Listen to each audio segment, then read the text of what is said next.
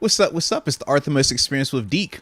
I'm Arthur Moats, and that's my main man, Deke. What's good, bro? Man, we out here on a Victory Monday, man, and I'm feeling extra victorious as well. My mama's in town also, so I'm feeling like double dubbed up today, man. So, no, it's a vibe, man. How you living over there, though, man? Hey, I'm doing good, man. Can't complain about the Victory Monday. Mm-hmm. Devastated about this TJ injury. I think all of us are on pins and needles right now. I was refreshing Twitter over these last, 3 or 4 hours.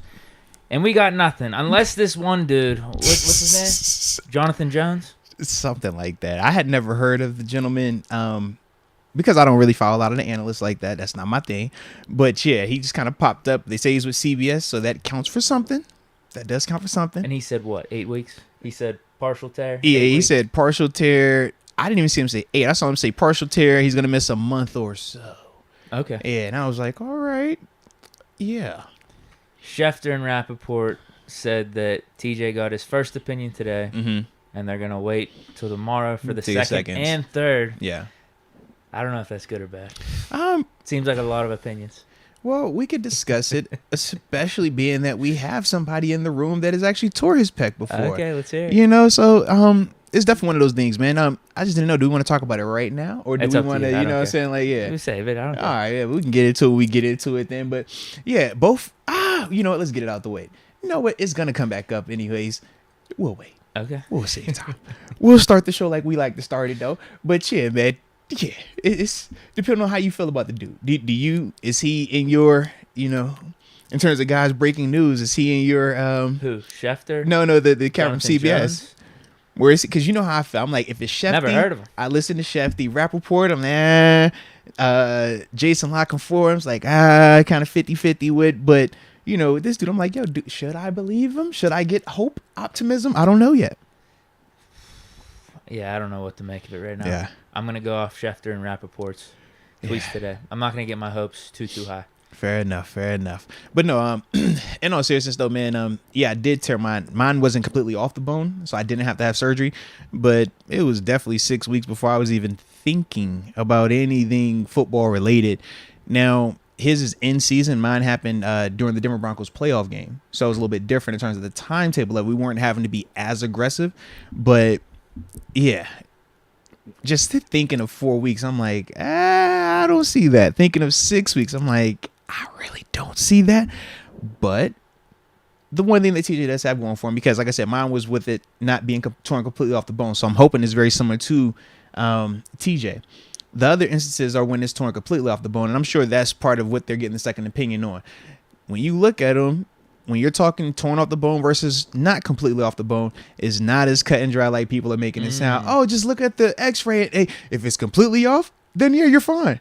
It's never just completely off like that. It's always going to be variations of it, like grade 1, grade 2, grade 3, and so forth. So you're just trying to figure out, all right, is it significant enough that we need to go in there and actually repair it and put it back, you know, where it needs to be? Or can this truly heal on its own? When you also talk about healing on its own, you also have to understand the timetable of that. Healing on its own needs rest. That means you can't be pushing it. But if you're trying to get ready for football at the NFL level, what do you have to do?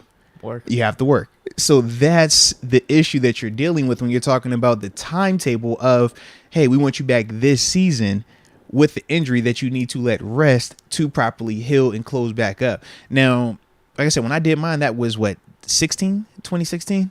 When we lost, no, was that 16 or 15? It was 15, because that was after we went on the road. We had beat Cincy, right. And that was the year we had lost to Denver. Season, it was technically January 16. 16. Yeah, when it happened though.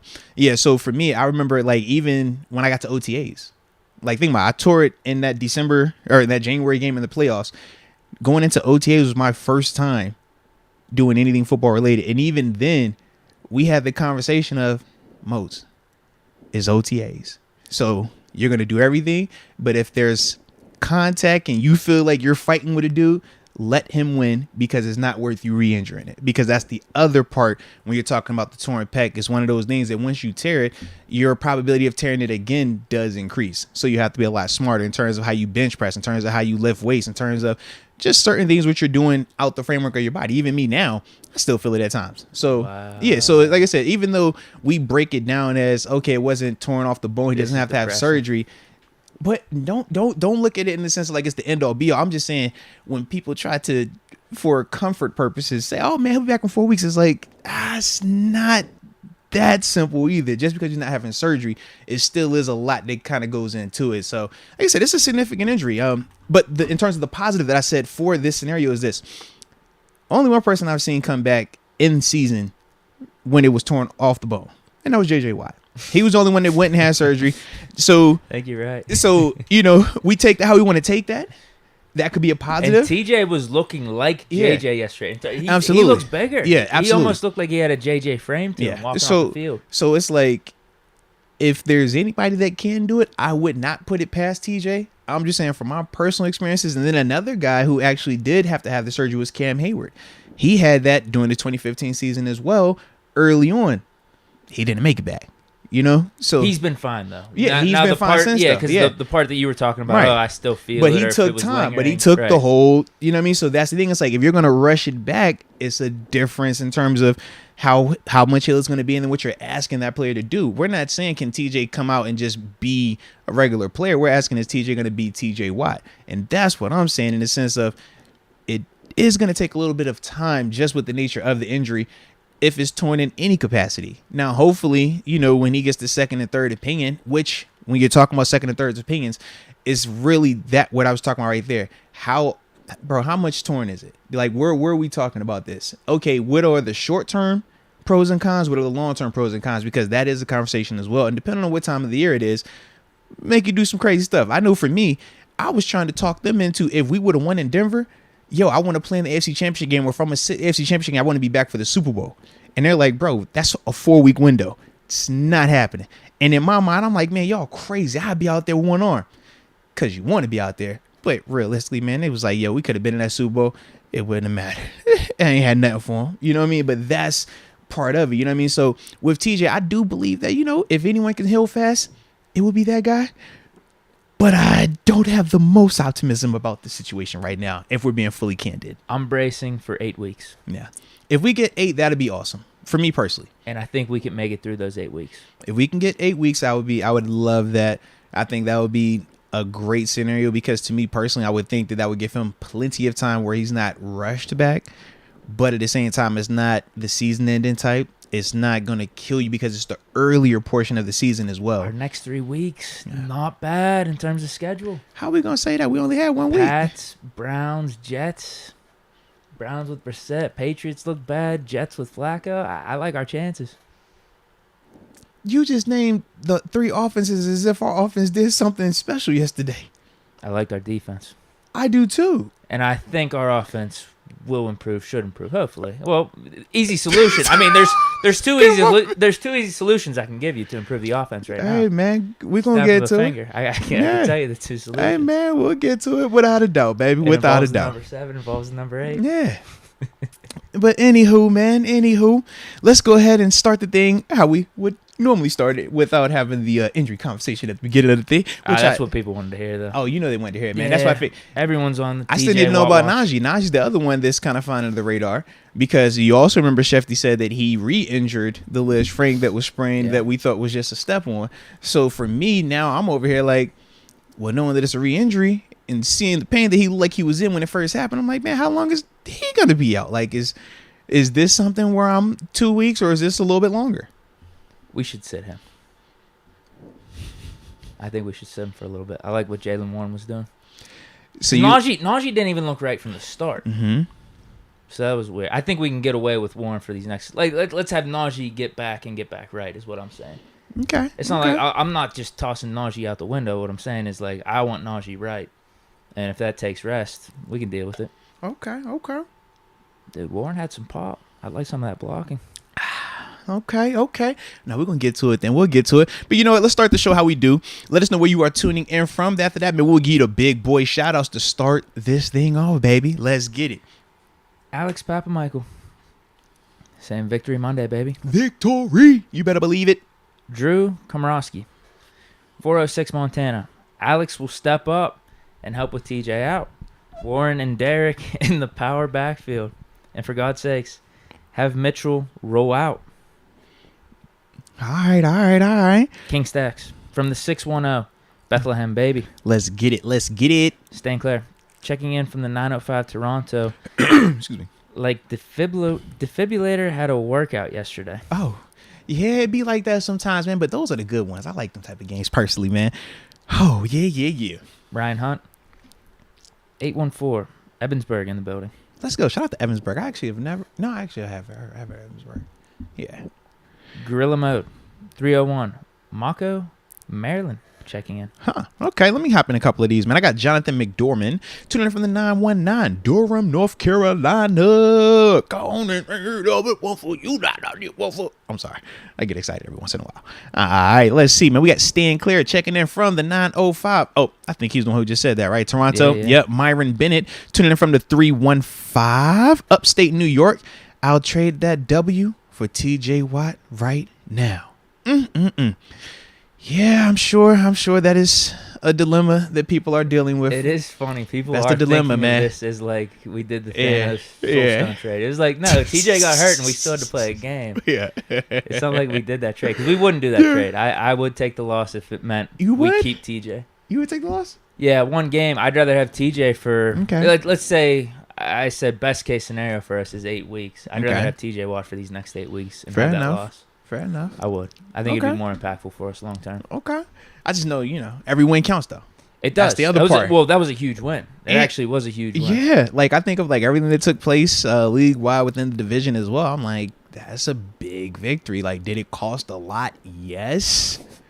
It cost a lot. But, man, come on now. Let's be real. Do we feel comfortable or confident that we can drop games like that where you're +5 in the turnover bracket and all these things are kind of going for us? Those ones we gotta win. So even though it cost us a TJ, every victory counts, man. We needed them all. was a huge win. It definitely sucks in terms of the collateral, but we did get what we needed. So Yeah. for better or worse, That's a big win. Yeah, for we AFC needed it North though, bro. That was purposes, huge, man. Yeah, the Bengals are going to be in it. Like, come on, bro. Like, not just us getting the win, but making sure that they got a loss as well on top of that. Like, that was huge. And not a tie. Let's talk about that because Tie would have been better than a loss. I mean, there was how many points in the game? 3 to 4 points in the game. You're like, how are we going to lose this? 5 turnovers. How are we going to lose this? we were flirting with it, huh? I mean, we were 99% there like 2 or 3 times. It was a chip. They had an extra point and a chip shot field goal. It's like, bro, how? But for some reason, they had their backup long snapper. Does anyone know the story? Yeah, the long snapper got hurt. He In hurt the his game, bicep. or was it Yeah, before the game? he hurt Okay. his bicep in the game, and that's Okay. why the first couple of ones they were fine, and that's when we ended up switching from what they had said at least. So, yeah, I never had thought to look at who the snapper was and backup snappers and stuff like that. But you it know what, happens. dude? James Harrison has had to snap before in the game. I was going to say, Yeah, with it's me definitely doing this happened before, man. podcast more and more with you, Yeah. you really start to take note of special teams. Huh, you don't say. Ours were pretty damn good as well. Yeah. I mean, it really kind of came down to special teams, huh? You know? It did. Our snappers taking care of it. Shout out to my man Christian. He be holding it down. Big time love for my dog right there, man.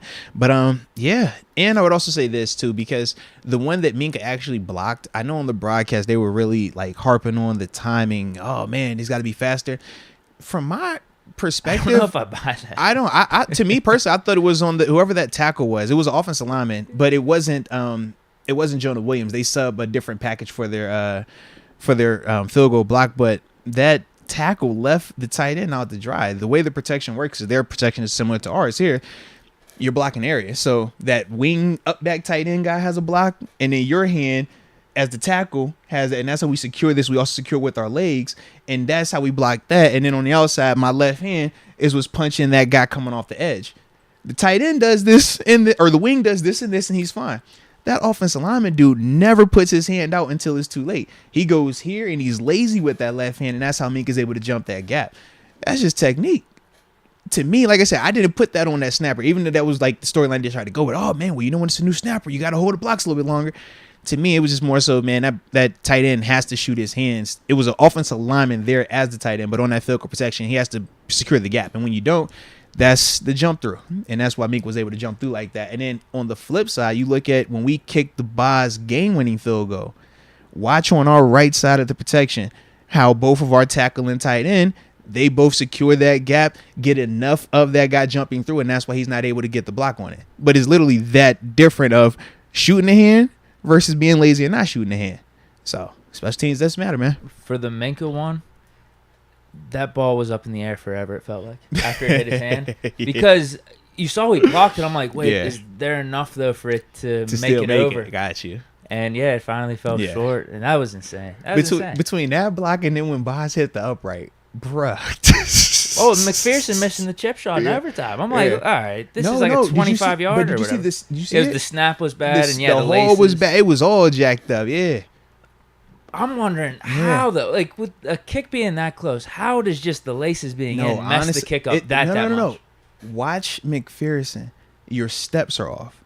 For the kickers, it's all about the time. It's all about their steps. Just think golf swing. You're pulling it. Yeah, so think about your golf swing every single time. It has to be the exact same, right? No matter if you're chip shot or driving. So it was less about the laces. Yeah, more about the lacings matter, but the timing of it, he has to double clutch. So now your steps off. So now when you're going to take that kick along with the rush, because you're still saying, hey, I'm waiting on it, but I know I got to go right now. All of that is what makes that kick like that. So it's not on McPherson. That's why they go to the snapper when it's like that, because the high snap throws off the time, and that makes the kicker have to wait. But the kicker has to go. They have to.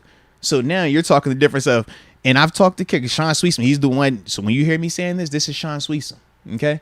But he was the one who literally broke it down to like, man, if you're holding the ball right where your hand is, right?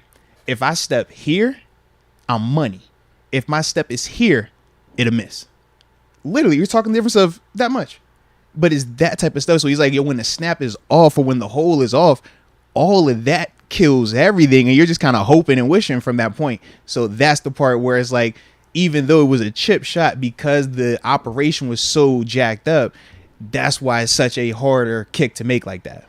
What's funny about that one, though, is I feel like that's the exact reason why they try to do it on third down. Yeah, because if something happens, but they just went through with it. Because once again, when you're in that moment, you're not thinking about like, oh, wait, we got another fourth Come on, down. man. And that whole botch snap theory is like, all right, am I going to take it and just fall on it? Or you're still saying, hey, he's coming down right now for this kick. Can I get this ball down? So for that holder, he's like, thank God I got it down, but you didn't have the laces right. And the timing was off because you had to do what?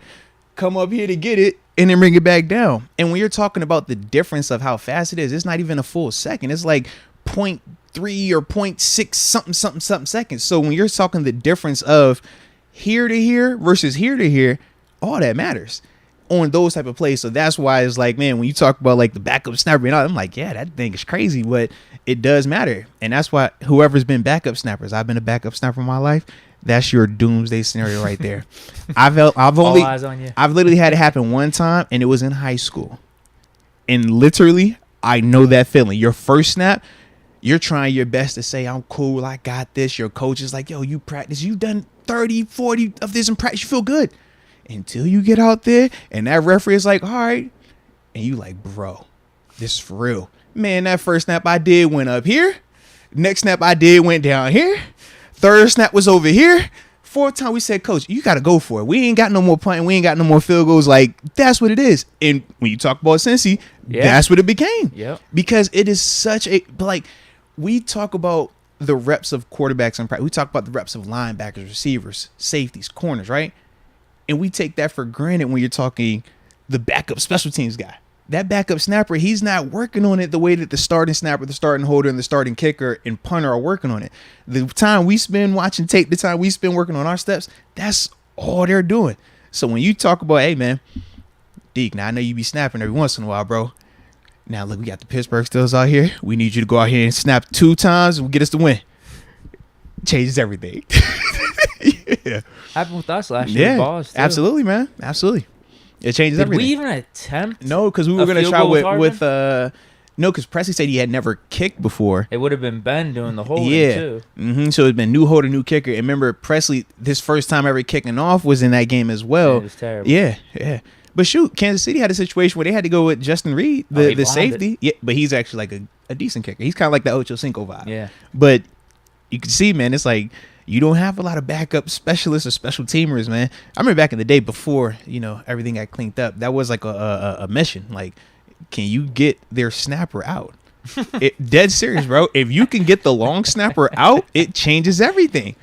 I promise you, like, those were legit conversations before, bro. Like, yo, and I played multiple places, so y'all can't say where it was at. Bill's Bounty Gate. But, bro, like, serious, man, like, that's the thing. Yo, if you can get the main snap route, that's what can happen right there. Oh, my God.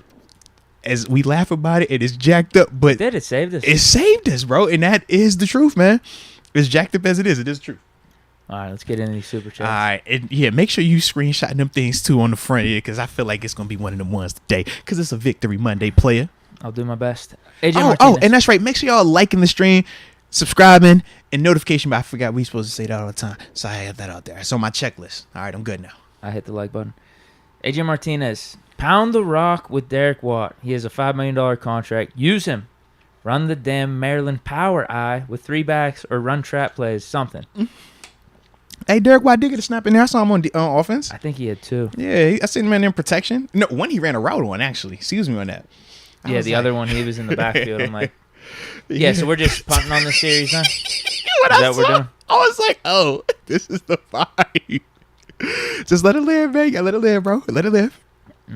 Yeah. I kind of disagree with AJ on that one. Because the time that we did have heavier formations out there, it was just run up the middle into brick walls. So I think it would be the same way if we had Derek Watt, Connor Hayward, and Najee out there, and Gentry. It would just be running into a brick wall. No, I do slightly agree. I do agree. But shout out to Connor Hayward. We will be having him on Thursday's show, so that'll be a lot of fun, man. Get a chance to talk to him. Absolutely, man. Get a chance to talk to him about his first NFL action. You know, had a tackle out there on special teams, though, man. You know, definitely want to hear how he's feeling about that and going forward to this Patriots matchup as well, man. But like I said, that'll be on Thursday. He'll be joining us this week, so definitely shout out to him. Jake Malessia. Peace and prayers to all. Hey, man, and congrats to the contest winner once again, man. Got to give you some love for that, man. Jacob Malessia, he was the one that the random comment selector chose to win the giveaway package, the Bumblebee Moats jersey, the Moats 3 Life book, and the Manscaped care package. So, yeah, man, shout out to Jacob. It was funny, too. As soon as I said the name of my wife, she was like, oh, yeah, I see him on everything. I was like, yep, that's what I like to hear. And she was like, yeah, I see him all the time. Even before the contest, I always see him posting and commenting. I was like, yep, that's what I like there. So he's definitely the good one, man. So definitely salute you on that, man. Black and Yellow Texas Steel joining the upper room. Oh, Black and Yellow Texas Steel. Welcome to the upper room. Yes, indeed. Yes, indeed. And from upper room members that was up there with us yesterday for the Space Talk, they did get a chance to stay after for that one-on-one private, members only Space Talk as well, man. So salute to each and every one of y'all for that one as well. So Black and Yellow Texas Steel, just remember that after this week's game, when we do the Space Talk, once that finishes, man, extra 15, 20 minutes, where, upper room only can ask questions, man. So that way it's not as crowded. Jacob Malessia following up says, just want to thank you, Moats, because it turned into a habit trying to think of something positive every day. Believe it or not, this show is making me a better person. Can't wait to read your book. No, I salute you on that, man. And we are really appreciative of you for the support, man. But, that's kind of the thought process with the giveaway. I mean, most people, you got, whatever you're trying to accomplish with it. But I'm always at the end of this thing, man, just trying to get good energy out there. So commenting positive stuff like that, man, as funny as it may seem, I do like that because that is the intention. I want you just thinking just positive, man. So salute you on that, man. I can't wait for you to read my book as well. AJ Martinez, Jacob Malesio, #1 with the prayers. Facts. Fish Momentum. There he is. What's good, guys? I was thinking of you. And TJ Watt. I was thinking of your Fish Momentum. Throwing it out there, man. Phone lines open today. Was thinking about you now. Well, most of the prayers to TJ Watt. Yes. If you have percentages, can Najee give like 80 to 90% to TJ. So how many prayers does Najee get if we're gonna break it down? Are we just talking about Steelers? Nah, because loved ones. I mean, you gotta put them in there well, too. see, you pray for them more often though, so they don't need that type of prayer today. That's all I'm saying. Like I was praying for my mama. Usually, I'm like, my mom get a lot. I'm like, Mom, you in town? I can see you. Nah, we're gonna get you about 10% now, okay? If we had to divvy up a Steeler pie chart though for prayers, TJ 100% of them. Actually. 100%. Okay. Yeah, 100%. We ain't tripping on Najee at all. Bro, he was the first round draft pick from a year ago. He's our bell cow, and now we're over here like, oh, we could just roll with Jaylen Warren after one game. That's what we see. I want Najee right. I didn't think Najee was right going into that game. You still would have said going into that game, I'd take a all the way not right Najee over 100% right Jaylen Warren. Now you singing a different tune after one game, man. Come on, bro. You wild. I saw Jaylen Warren step up when he needed to. That's what I need. Battle tested. You ain't see Mitch do that too? Yeah, Mitch was good. Okay. Oh, you think I'm going to be one of those guys that rip it on Mitch? I'm just saying the tone was different. Like the smiles of how you like Jalen Warren, whereas when we said you could fix the offense, you was like a 7 or an 8. You notice you ain't say we could fix the offense with like a 22 or a different running back. You were just like, oh, I love what Jalen Warren did. I saw him step up. I'm like, did Mitch step up too? He did. Oh, okay. I love that stuff. I know, Final drive, game winning. Actually, 2. He gave 2 opportunities. You, Boz missed the listen, 55. you know I'm with you. I just wanted to see what the energy was going to be. That's it, man. But we on one today. Let's get it. We'll talk Mitch later. I got some stuff for him. You know I can't wait. And I got to say, I love the fit, by the way, too, bro. Thanks. Like, I love the fit. I'm a baseball jersey guy. If we're being fully transparent, like I love baseball jerseys. Like one of my favorite jerseys. I just don't buy a lot of them, but I love baseball jerseys. Like, yeah. So shout out to you, man. Thank you, Kurt Von A. Love the show. Hey, Moats, saw you on PTL this morning. He's setting you up here. Says, are the ladies hotter in person? Hey, son, you wildin', man. You got to chill. You got to chill. Listen, I have nothing but love and respect for Heather and Mikey, man. They awesome. And if I remember correctly, they're both married too, man. But, you know, they are nice women, man. And I am proud to know them, all right? And we're going to leave it at that. But, yeah, man, I was on PTL this morning. They had me up out that bed early. I ain't gonna lie. The only reason I agreed to go in. What were you talking about? Were you talking Steelers or was it more self-help stuff? So I always go up there to do self-help ever since I wrote the book, right?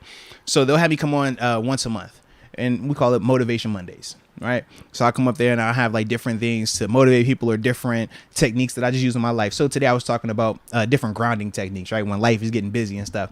So with that, though, of course, when there's actually in-season stuff happening, we're going to talk a little ball. So we did talk some shop, more so about the TJ injury because, once again, how crazy of a coincidence. I was like, oh, I happen to have that. I know what that feels like. I still actually could feel it every once in a while. You know what I mean? So it was like, yeah, that part came up. But also when I go over there, it is traditionally not football related because, you know, I like to show my versatility. You know, I'm more than just a football player. At least that's what my mom used to tell me sometimes. More than an athlete. Yeah. That's what Brian say. Yeah. I got a hoodie to say it. That got to count for something. Steeler Nation on fire. Referees almost cheated us. Hashtag against the world. It was getting to that point. It really was. Refs were on top of my blame list, but it got to, I think, somewhere in overtime. It's like, I can't blame the refs anymore. We've had many opportunities to win this game. Yeah. No, but there were some shady calls. The couple on Minka, like, come on, dude, we're playing football here. I don't even think Minka budged. He just the dude ran into his shoulder. I don't do the referee thing. Like, did Minka drop his shoulder? I don't know. He just ran by him. I don't do the referee thing. That's just my energy.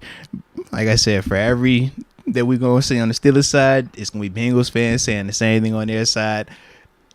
You play enough football, it balances out. We played how long yesterday? A full extra quarter of football, man. I'm not hearing any referee talk. And we had how many turnovers? Man, yeah, I'm good.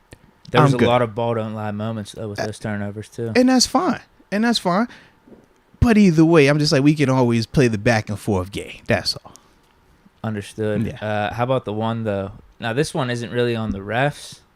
More on the Bengals. Why didn't they challenge the Jamar Chase one? See? That looked like a for sure touchdown. And then they didn't get it on the fourth down because then we stopped them at the goal line. I mean, to me, I looked at it and I could understand why you would challenge it, why you won it. And at the same time, the sucky part of just the logistics of the rules, right? If that happens within 2 minutes, it's challenged already. If they call it a touchdown, it's automatically challenged. Because they rule it short, it's like, all right, now you have to ask yourself, is it worth the challenge? Because the referee position was right there on the goalpost or on the pylon. So if you're the coach, you're seeing that and you're saying, hey, he had to have the best view in the house. Even though our replay is showing that it's questionable, he had to have the best view, and you kind of just lean on that. And I think that for them, they did that, and also just assumed that they were going to score anyways because of how far they were. And I think that was the other part. No, it was, without a doubt. I get what you're saying because assuming you're going to score, the benefit would be then running out the clock. Right, as well. right. So you're like, I'm not tripping on it. And I think that was a part of it also.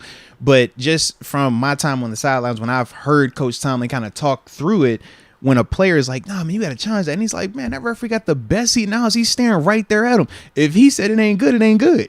And I think that part of it was that as well. But I do think the other side was just them thinking, man, we down here, we're going to score. Don't worry about it. Yeah. But it was funny, though, to think, like, if they scored then, I think all of us had the perception that the game would have been over. even though we would have had like 2 minutes right, left. but even though, because at that time we hadn't seen Mitch put together a drive to that standpoint like he did, overtime and stuff like that. So I just think to myself, like, man, it was funny, like the feeling that people were feeling when that happened versus when they actually scored with like time running away. It's like, man, it still would have been the exact same scenario. Just one happening with 2 minutes on the clock, one happened as a walk-off. But everything worked out for us, man. Really did. Yeah. Mike Hemp, you play to win the game. Let us not forget, winning the AFC North has and always will come with a price. Sacrifices must be made, bro. You know that. That's tough. I mean, was it worth it though? I think it was worth it. I don't. If you're saying this was a Thanos type scenario, no. It was a Thanos type situation. I would take the loss and have TJ for the rest of the year. No. What would Thanos do? Yeah, take it, bro. Just roll with it, man. It was worth it. I guess, yeah. He did do the actual trade. It was worth it, man. Yeah, but Thanos was corrupt. No, he wasn't. He was everything in perfect balance. Trade, everything's in perfect balance, man. This is not balanced. Everything is balanced, man. Our defense was absolutely cooking yesterday. And we just lost our best piece. Actually, arguably top two because Minka was on fire yesterday. Can we talk Alex Highsmith too? Does he get some of that too? Oh, he does. And actually, someone mentioned him earlier. I do think if he keeps playing like that, we could wade the waters here without TJ for however many weeks. We do need TJ back ultimately, I think. Yeah. I'm with you. I'm with you. This TJ we talking about, bro. Man. Yeah. He's absolutely cooking. All right. This chat moved on me. All right. Were you able to screenshot or not yet? No, I could not. Because I was I was still going through him. Yeah. I'm at Jason Winston. Jason Winston. All right, yeah. Start screenshotting from there. And I should be able to catch us up with the rest. Works for me. All right, we had Damon Brown. And he says, here we go. How do you guys think our defense will look while TJ is out? Najee, too. Shaking my head. Shout out Trina Still Diva, though. You better believe he gonna shout her out. Love that, man. But in terms of how I think our defense will look, I still think it'll be dominant. I think it's also going to be a mix of which offenses we are playing. And the reason I say that is this. Cincinnati, even though we talked about their offensive line, right? It was supposed to be good on paper. One of the things I said, and very similar to our offense, and I talked about this with the 5-star matchups that I dropped on Friday, was that this is a group that had never been in stadium together just yet. So you don't know what it's going to look like. So to come out there and operate the way the Bengals did in terms of running their traditional downfield style plays, that allowed us to take advantage of their offensive line. So that's why we were able to create the pressure that we were able to create, hit Burrow as much as we did, sack him as much as we sacked him, and then ultimately force him into those turnovers as well. But if a team takes the approach where they know, hey, our offense line isn't good, kind of like we saw Matt Canada take, and say, hey, we're not going to open it up and do a ton of this stuff where we're exposing these guys to negativity, well, it's going to be a lot harder for us to generate the splash that we're generating. So that's the part where it's like, man, now we just have to continue to execute, which I think we're more than capable of doing, but I don't think we'll be able to have as much as like the crazy splash after splash after splash. Because most teams, once they have the first 2 picks, they're not going to keep throwing it, right? But for them, what did they say? Bro, we're going to do what we want to do. We think we're that good. And in that game, the talent showed, which is why they were still able to keep it as close as they did in the midst of playing as bad as they were playing at times. But if we're talking about the Patriots, for example, I don't anticipate Mac Jones. He might not even be playing. Yeah, because he got the back injury, right? But whoever it is, if we get a pick six. They still have him up there? It's Hoyer. I think it's Brian Hoyer. Hoyer's back. He's been up there for a minute. I think he's up there, bro. Wow. But it's like they're not going to put that player, if he throws a pick 6 on his first throw, they're not going to come right back and say, we're going to throw it 10 more times on the next series and then keep throwing it. That's the part for me where I'm like, man, it could minimize our splash part, but that's the part where it will fall more on the offense having to execute. And yesterday they did enough. They didn't turn the ball over. They made the plays when they needed to make. And we knew going into the season it was going to have to be like this. What do we say? Defense, special teams, don't turn the ball on offense, make the plays you're supposed to make. That was yesterday. That's what it was. So long story or long answer short, in terms of how the defense will look, when we're playing teams that are going to open it up and take chances, I think we'll still be fine because our pass rush with Cam, with Highsmith, with Malik Reed, with Larry Ogunjobi, and the way our corners can cover, I think that we'll still be fine. If you're playing teams that are going to take the air out of that ball and make us have to execute on defense and make our offense have to snap the ball, that's where it could be a little bit of an issue when we're talking about not having TJ, because now you're asking, hey, when we're going to get that splash play? And that's the part where you could just, like I said, feel that. But as a whole, I think we'll be fine everywhere else. It's just that part where I could see us having some struggles. That's it. I think the two things that could be considered silver linings is, one, I thought we got a decent amount of pressure when TJ Watt was out. Malik Reed looked good out there. Yeah. Alex Highsmith was still doing his thing. Just the front seven as a whole, we were still getting pressure on Burrow. Like I said, if their O-line is not good. It's good on paper, but it's not good. So you keep dropping back like how they drop back, we should cook any team that's doing that type of stuff.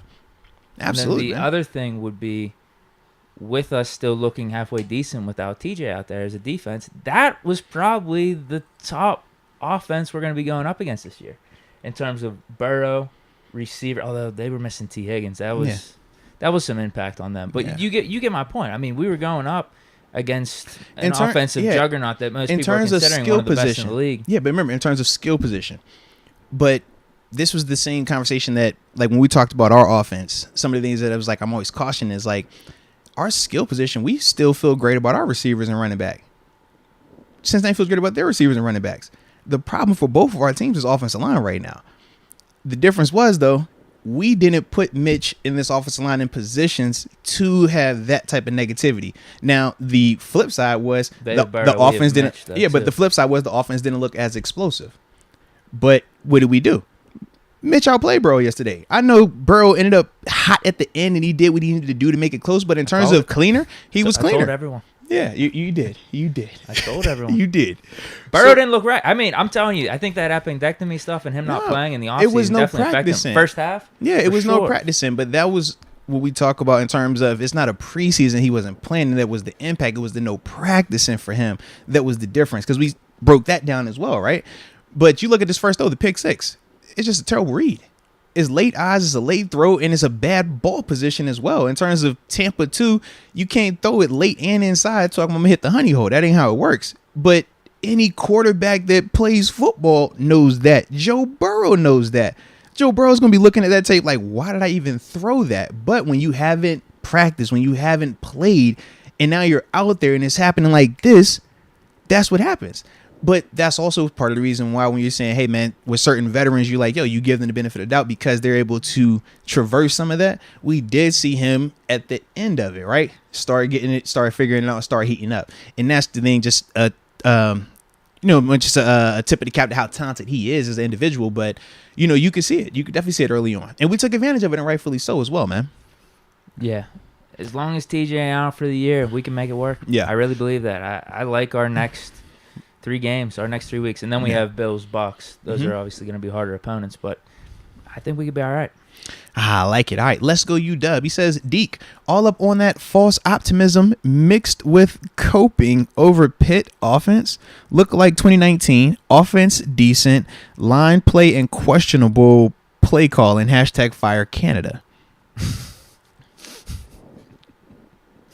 I told you the fixes.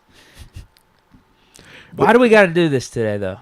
I want to be the guy, bring Ben back, get Pickett in and stuff. Mitch is 1-0, man. He got us a game-winning drive. Like you said, didn't turn the ball over. The offensive line was shoddy at points. Didn't have a run game. We don't have to do that today. I'm just trying to think, like, if we're looking for reasons to make the switch, is it moxie? Because I thought Mitch showed moxie. Is it being elusive or being tough to bring down, extending plays? We saw that on display yesterday. Is it being a clutch player? We saw that yesterday. Is it being a smart player? We saw that. I like to highlight when he obviously on the throw that he hits to Pat in overtime, where he works the cadence. He sees that the guy's a free rusher, but he pauses, so he takes the snap, extends the play, breaks off a tackle, spins out, eyes downfield. People were saying it looks Big Ben-esque. That's what people were saying. It's in fact, I think it was play that you tweeted out, man. You know, I wasn't saying Big Ben. they said it looked Big Ben-esque. It did look Big Ben-ish. I think we won that in regulation with 7, but no, Mitch did what he had to do. We got the dub. He's 1-0, man. That counts. Did he stretch the field? He had to throw to Deontay. He had to throw to Pat. He should have had another one to Claypool. I mean, Pickens one could have been easy touchdown for what, 70, 80 yards, I think. Yeah. But it's content. What I'm saying is misses happen. He missed one to Boykins too. And that might have been on Boykins. It looked like he slowed up. I don't know what the hell he was because that's why I'm over here like I'm trying to hear Claypool like borderline where he one plays. in overtime. It hit him in both of his hands. I know, tough catch. True. Those are some sick Jordans though. Did you see those? I did. I like those. Vibes I did. But I'm not even trying to make it as like a chase. Oh, he dropped. Like I'm just saying in the sense of for those that say, well, he's not stretching the field or he didn't do this, he didn't do that. It's like, man, we're pointing to multiple things that he did do. It's like we get, you know, when it's a quarterback competition, we're all going to have our dogs in this race and stuff like that. But if we're going to be hypercritical of him, which I do feel like that's what people are doing today and yesterday, it's like, well, we also need to be hypercritical about what he did that was positive, because you can't talk about the negative and act like he didn't have the game-winning drive, act like he didn't put together 2 of them things, if we're being real, like you already mentioned, because Boz did miss the 55-yarder. But it's like, man, he did what he needed to do. He protected the ball. He showed leadership. He showed toughness. He showed everything. I think he only threw really one pickable ball, and it was in overtime. Mm-hmm. So, and we've seen those. So with that, and as you've told me on numerous occasions, if it was dropped, then it wasn't a pick. It was a bad read by the receiver. That's what you told me plenty of times. So we're going to keep that same energy, correct? I don't know if it was that or that's what I've seen the ball hit a person in the face and you told me the receiver in the wrong route, or it was a drop, so it did not count. Well, it didn't count. So what we talking about then? You told you told me not to bring it up. We ain't gonna bring it up. Ben knew Jamal Adams couldn't catch, so that's okay. Right so then Trubisky did too. Great studying on both of their parts. Then all right. So if Ben could get away with that and we ain't gonna trip on it, do you see me talking about it? Though? I'm not. This is not the day for that for me. This is not the day for that. I think Mitch played good. Deke, good enough. Deke, this is how I knew you were good. I knew you were good when I saw you tweeting about him. I said the fact that he put a clip up, I was like, Deke is in a good space right now. Deke isn't tripping just yet. Now, we're not saying that this is what we, expect from this offense going, for the rest of the season. But I did have low expectations for this offense early on because of some of the stuff that we're going to be working on with the offensive line. And for everybody that is the greatest offensive coordinator, and I know all of y'all out there are, you're telling me right now, work the middle of the field. We could do this. You could do that and do that. That's all well and good, but protection matters. And case in point was Cincinnati yesterday. They're going to do everything that you talked about, right? Crossing routes, work in the middle of the field, move in the pocket, and all this other stuff. But you got to also remember that Joe Burrow was sacked how many times yesterday? He was hit how many times yesterday? We forced how many turnovers yesterday? So you can't have it both ways, man. If you got bad offensive line or questionable offensive line play, you cannot do some of the things that we would traditionally want to see with this offense. All right. The Matthew 415. Saquon is back. I'm so hyped. Nah, Saquon did look good, man. Saquon, I seen the highlights. I ain't seen the whole game just yet. But shout out to Brian Dable, though, man. Getting a dub over there for them dudes. That game looked like a dumpster fire. Bro, it was the craziest thing. And your boy Tannehill hit a big-time throw in overtime, too, man. They would have had him right. Or was it? No, it was in fourth quarter. Yeah, he had a big-time throw that had him in position. No, it was completion. Randy Bullock missed the field goal. Uh-huh. Yeah, he had a nasty game-winning throw. Hit a crosser, 30 yards. Perfect. Everything. Randy Bullock just missed it. All I saw was Saquon's touchdown in terms of highlights for that game. But I will say, across the league, and I'm liking this right now. I don't know if it's going to stick, but the low-scoring defensive slugfest I'm seeing. Yeah. I'm liking that. It takes me back to the old 2000s, early 2010s football. That's the football I grew up with. We'll see if it's sustainable, though, man. We will, because I do agree. I kind of like that. I don't know if it was just week one, but a lot of times week one over these last 2 or 3 years, it's been some scores that are up in the 40s and 50s. Yeah. But, yeah, it was – I mean, even the Chargers-Raiders, two teams we think, oh, man, offensive explode, 24-19. Yeah. Derek Carr throwing 3 picks. Yeah. Defense, man. Outside of Mahomes, I don't think anyone, lit it up like that. Burrow had 300 yards, but that came with the 4 picks. On Thursday night. Yeah. He was probably the only one. Yeah, because even Brady was a good game, but it wasn't to that point where we're just going crazy. Oh, yeah, all they did was kick field goals. Yeah. I'm trying to think, who else was out there that might have lit it up there? Yeah. You might be right. I don't think it was like that. I'm trying to think. It didn't feel like outside of Mahomes the only one that was like cooking. Pretty good. But again, it wasn't like this. He's slinging it out here for 350. And no. You know who played well? Who? You like that? He did. Put some respect on his name. Then put some respect on his name. Then Deke. Put some respect on week 1. Oh my God! So you gonna overreact to? We ain't gonna overreact about the Steelers. We about to overreact about them, right? What am I overreacting about? I've predicted the Steelers winning this game. No. I'm just saying, as a whole, that we overreact on Mondays. We can't overreact to what Kirk Cousins was doing yesterday with Justin. You got Justin Jefferson as the #1 receiver in the league, right? Offensive player of the year. He looked the part yesterday, right? Yeah, my 2 picks aren't looking too bad. Come on, man. And who was slinging that rock, man? Josh Allen. Are you talking about Josh Captain Allen? Kirk, man. Kirk. Come on, bro. I thought you were talking about your MVP pick. Nah. Because Josh Allen, Mahomes, our MVP picks look pretty good right now. And my fantasy team actually bought out yesterday. I just want to throw it out there. My quarterback receiver combo actually worked out. I don't even want to ask. Justin Jefferson, he hooked me up. I don't even want to ask. Justin Jefferson hooked me up, man. I don't even want to ask. When you tell me about, you know when you say garbage time stats, you know garbage time stats? Yep, because Stafford didn't have that good of a fantasy game. All right, yep. I had no clue that's how the garbage time really works because early on, Deke, it was not looking good. It was not looking good. Wow. That garbage time started to hit, and I was like, oh. Well, I guess you can't just keep throwing them balls over there. Then go ahead, get you another one. Hey, Jamar, you catch that one right there too, Jamar. Yeah, this hurts to hear. But we won. We won. That's all that matters. It really is. Yeah, it really is. I did want to ask you.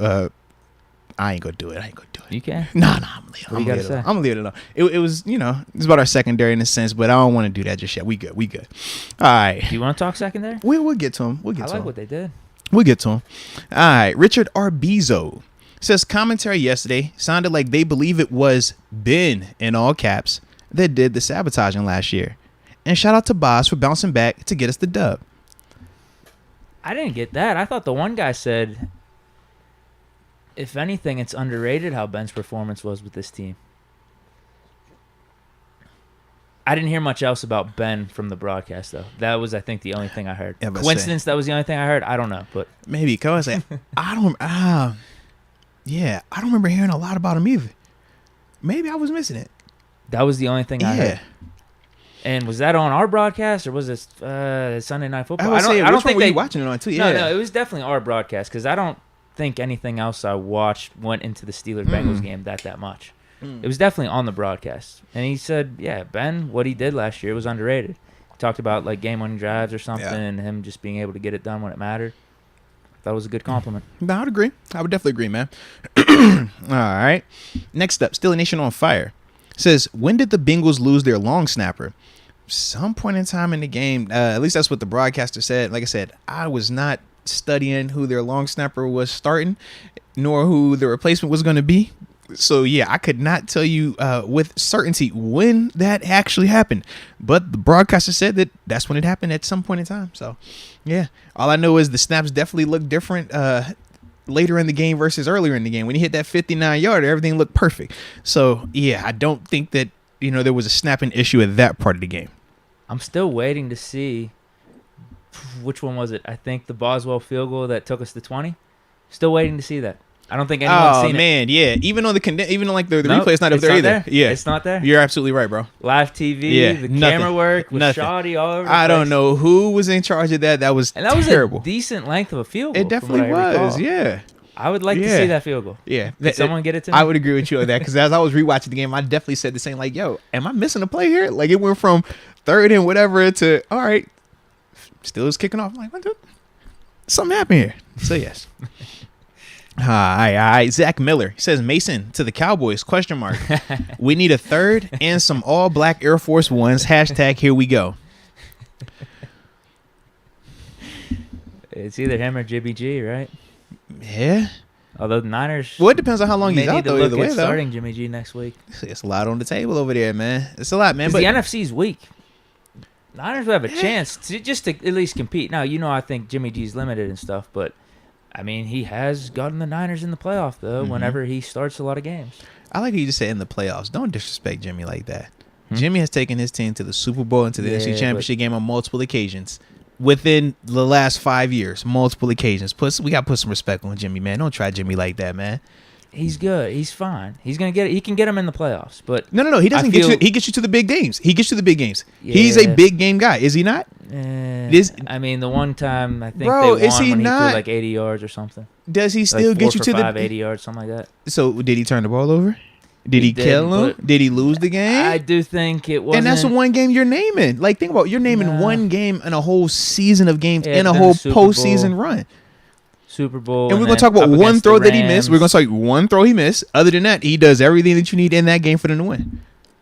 So we're going to say one throw. That's what I'm saying, man. It's Jimmy G, man. I think they can win more games with Jimmy G than Trey Lance this year. I 100% agree with that. I definitely do.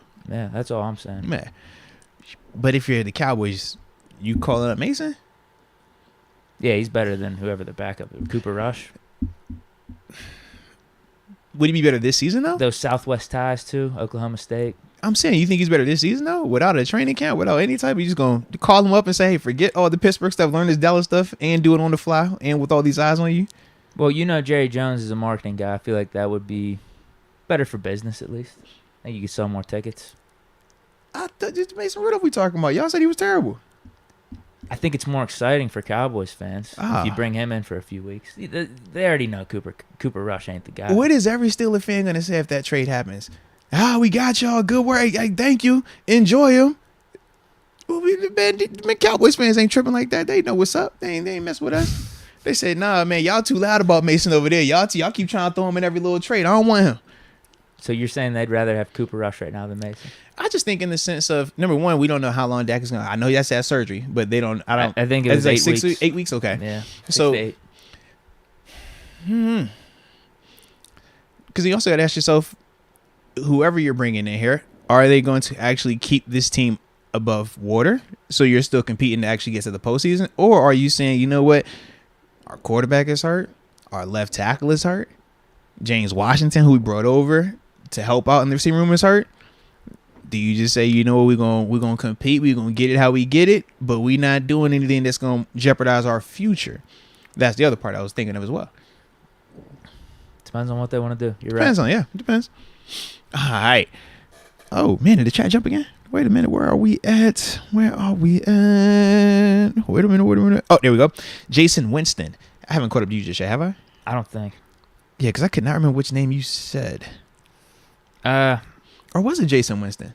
It was. Okay, so we're caught up there. Yeah, we're caught up there. Yeah. Okay, cool. Did you read his? You did not read his. Right? I did not. Yeah. Happy for the dub. Speedy recovery. 195 in fantasy, son. What does that mean? Is that how many points I think it's in fantasy, but he just put S-U-N instead of S-O-N. Good for him. Yeah. Maybe he's talking about just yesterday, Sunday. For sure. I like how we're doing this, though. No, we keep it going. Because I was thinking to myself, do I have anything that I wanted us to directly talk about right now? Well, here's the topic. Sean Diddy 6. Devin Bush showed up. He really was flying around. Yeah, man, I would agree, man. It wasn't, the all-pro performance, not like that, but I definitely thought that he played with a lot more energy. I thought that he played with just a lot more confidence, man. Showing up in the run game, getting downhill. Like I said, it wasn't always the best, but in terms of a guy that was just playing fast and flying to the ball, he definitely did that. I think was a huge step in the right direction. But I think all three of those guys played well. Devin, Robert, and Miles Jack, I thought all three made plays in coverage. Obviously, Devin had the nice coverage one-on-one on the running back. This was late in the game. Yeah, late in the game. They were trying to run the vertical route on him. Yeah, he did a really good job there. Yeah, and like I said, even in the run game, like I said, even on plays where it wasn't necessarily him making the tackle, he was still firing fast enough, hitting the lineman close enough to the line of scrimmage where it didn't compromise our defense, and it ultimately would make it a clear read for whoever else he was working with. So I definitely liked that part of it. They'll clean it up even more so, but I definitely thought that was a way better step in the right direction for him and for that inside linebacking core. Even I'll even say our rush defense. Like I said, we didn't shut out Joe Mixon because Joe Mixon is a heck of a running back. Yeah, there was just like one or two runs they were able to break off. Yeah, and they were steady getting like 2 or 3 yards, but which I was happy with as a defense. Well, yeah, because knowing the caliber running back Joe Mixon is, you're not going to shut him out. It's like when you play Le'Veon Bell in his prime. You're not going to just shut him out. He's not going to do nothing. So with that, you just try to say, man, we're going to minimize the big plays. He's going to get his yards. He's going to make some guys miss. He's going to run over some guys. That's cool. He can't have that big, long, gashing run. The one that he had on 4th and 1 for us, where he spits for like 20, 30 yards or whatever, it couldn't be multiples of that. And even then, we did a good job of tackling it on the ground. And that was the other thing I thought that Minkah, as much as he did field goal, block, interception, big hits, his tackling the ball carrier in open field, I thought was just beautiful watching that. More than anything else he did. Obviously, he led the team in tackles, 14 of them. But watching how many times him one-on-one with Joe Mixon, if he's missing those tackles, Joe Mixon has 115, 120 on the ground. But because he was making those tackles, he was being physical, even when, like I said, he ain't win all of them. But he never turns it down. And to me, man, that was a huge part of this run defense and why it was so good yesterday as well, man. Yeah, if Bush keeps playing like this, I think we're in good shape. And Yeah, you're I right, definitely agree, it man. should only get better from here on out. It should. It should. It should. Further and further removed from the injury, right? It should. That's, yeah. Like I said, I'm the same way we're not going to get all crazy about everything else. It's like, I ain't going to get all crazy about what Devin did yesterday. It's like, man, was it that good? In the Bills game last Yeah, year. and that's my thing. It's like, we know he's capable of being a good player. That's not the question. The question is, can he do it consistently, and can he do it every time he's out there? But yesterday was definitely a step in the right direction, though. E-dub. My dad is 81 years old. Yesterday's game almost took him out. Hey, yo, you. We can't keep doing that. Come on, man. You like them type of games like that, man. Let's get it, baby. Hey, the other thing on Devin Bush I was thinking about, though, too. You were talking about him always being in the mix. He was right in the mix for the Alex Highsmith whenever he stripped the ball and Cam Hayward got the interception. Devin Bush was He's right jumping there. through, yeah. More credit to him. His read and react was really good yesterday. And like I said, just him not overthinking it. Just playing. Like, just play. You're going to be wrong on something. Okay, who cares? Just play, though. And I thought yesterday he was doing that more consistently. AJ Martinez. Much love to Rita, the mistreater, my little margarita. Deke, Moats. Just filling up the chat bar. Prayers to all as well. Hey, salute you on that, man. We greatly appreciate you. And for everybody that is on the stream right now, make sure you are liking it. Make sure you are subscribed. And make sure that you got the notification bell as well so you're not late to the party, player. But yeah, yes, we definitely appreciate you, man. Eric Crescillo. Been watching for about a year. Time to get in that upper room. Talk about it. The moment is now. Go for it. Nothing like the present. Hey, talk to him again. Nothing like the present, baby. Yeah. All right, we got Brian Stevenson. What about D Ford on a 1-year deal? That would be interesting. I think we need to start looking at someone. I agree with that. I just say we need to first find out how long this injury is we're talking about, because the issue is this: pass rusher is a premium position. The good ones are already employed, and they cost money. The ones that would come in and be an upgrade in our current situation, it's not a lot of them on the open market, and if they are, it's for a reason. So that's the only thing, and because of what happened last year with the whole Melvin Ingram situation, I do want to make sure it's a scenario where it makes sense for both parties. I wouldn't mind snagging him. He scored yesterday. I know. Yeah, he scored yesterday. He looked a little thicker down there too, bro. He does. Yeah, I was like, God, dog, man, what you doing, man? Start a prime, bro. He been doing his thing down there, man. Oh, I ain't gonna body shame nobody, but he definitely looked noticeably bigger though. Yeah, but in terms of D Ford though, man, D Ford is a good player if he's healthy, absolutely. But like I said, let's see how long TJ is out, because if it's a 6-week thing, which it would be amazing. If it's an 8-week thing, it would be amazing. We just got to find that out, because if it is a year-long thing, or it's going to be where he's going to miss potentially 10 games or something like that, yeah, we feel like we're built to, make a run now. We want to go for something now. We don't want to wait. Then, yeah, D Ford, that caliber player makes sense. If it's something where it's going to be a little bit less, or you don't want to have as high end of a replacement, well, maybe you say, you know what, we're going to try our hand with a Highsmith and Malik starters. Malik played how many games with the Broncos? Absolutely. Started for how many Jameer games Jones came in there and played. Jameer Jones came in there and played yesterday. Yeah. So it's like, we got options. Then we got your boy Tusker. No, man. He's gone. We can call him up. I guess we could. He didn't sign anymore? I didn't check, actually. But, we call your homie up, man. Man. Is Cassius Marsh employed? I don't think he is. So, hey, now. No, familiarity. You just said, that northeastern connection right there, that western Pennsylvania connection, man. Just come on up, man. No, we're good. Trevin Kincello. Haven't seen anyone report that both of the number 1 seeds going into the playoffs And both of the Super Bowl teams from last year lost this week. So Titans, who was the number 1 seed in NFC? Packers. Oh, you're right. Titans, yeah. Packers, both the Super Bowl teams. Yeah. Rams, Bengals. Yeah. It's a good report right there. Yeah. But this is also why we say every year is different. Does not matter what you did last year. It's all about what you're doing this year going forward, man.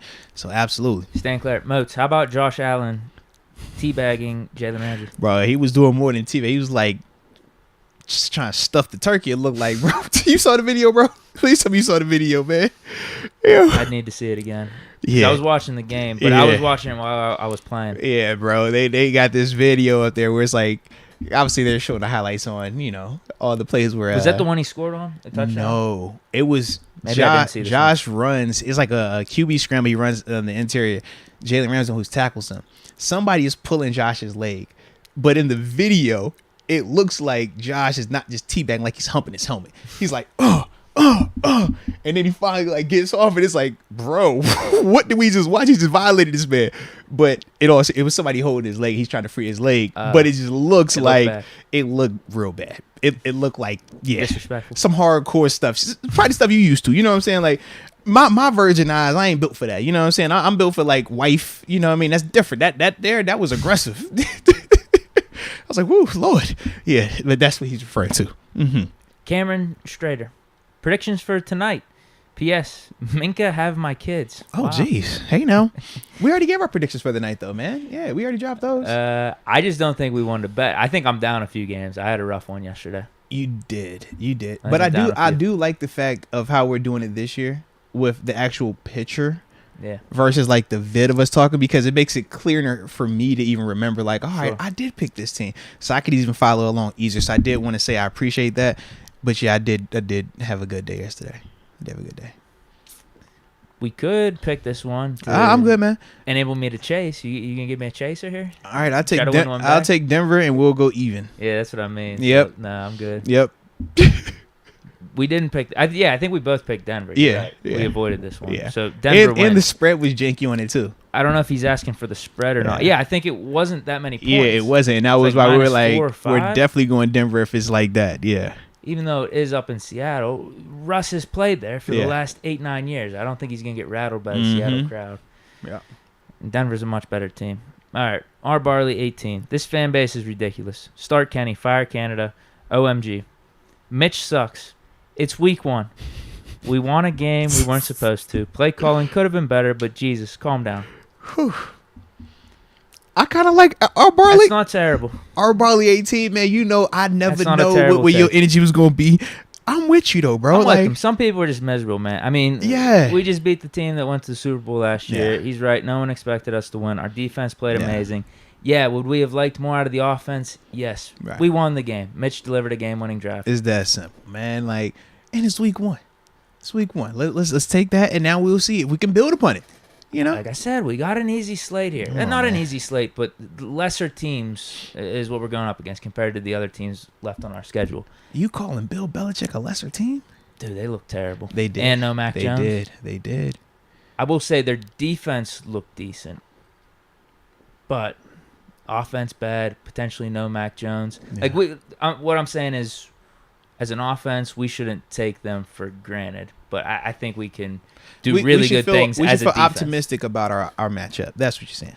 Yeah, just in general. But I don't think our offense could be like laying down or anything, because I think their defense is still kind of decent. Gotcha. Like it only would have been 14 points had it not been for that 1 4th and 7 they got and taken to the house. Yeah. Like their defense kept the Patriots in the game. True. That's kind of my point. But I think our defense could light up their offense. Fair enough. Especially no Mac Jones.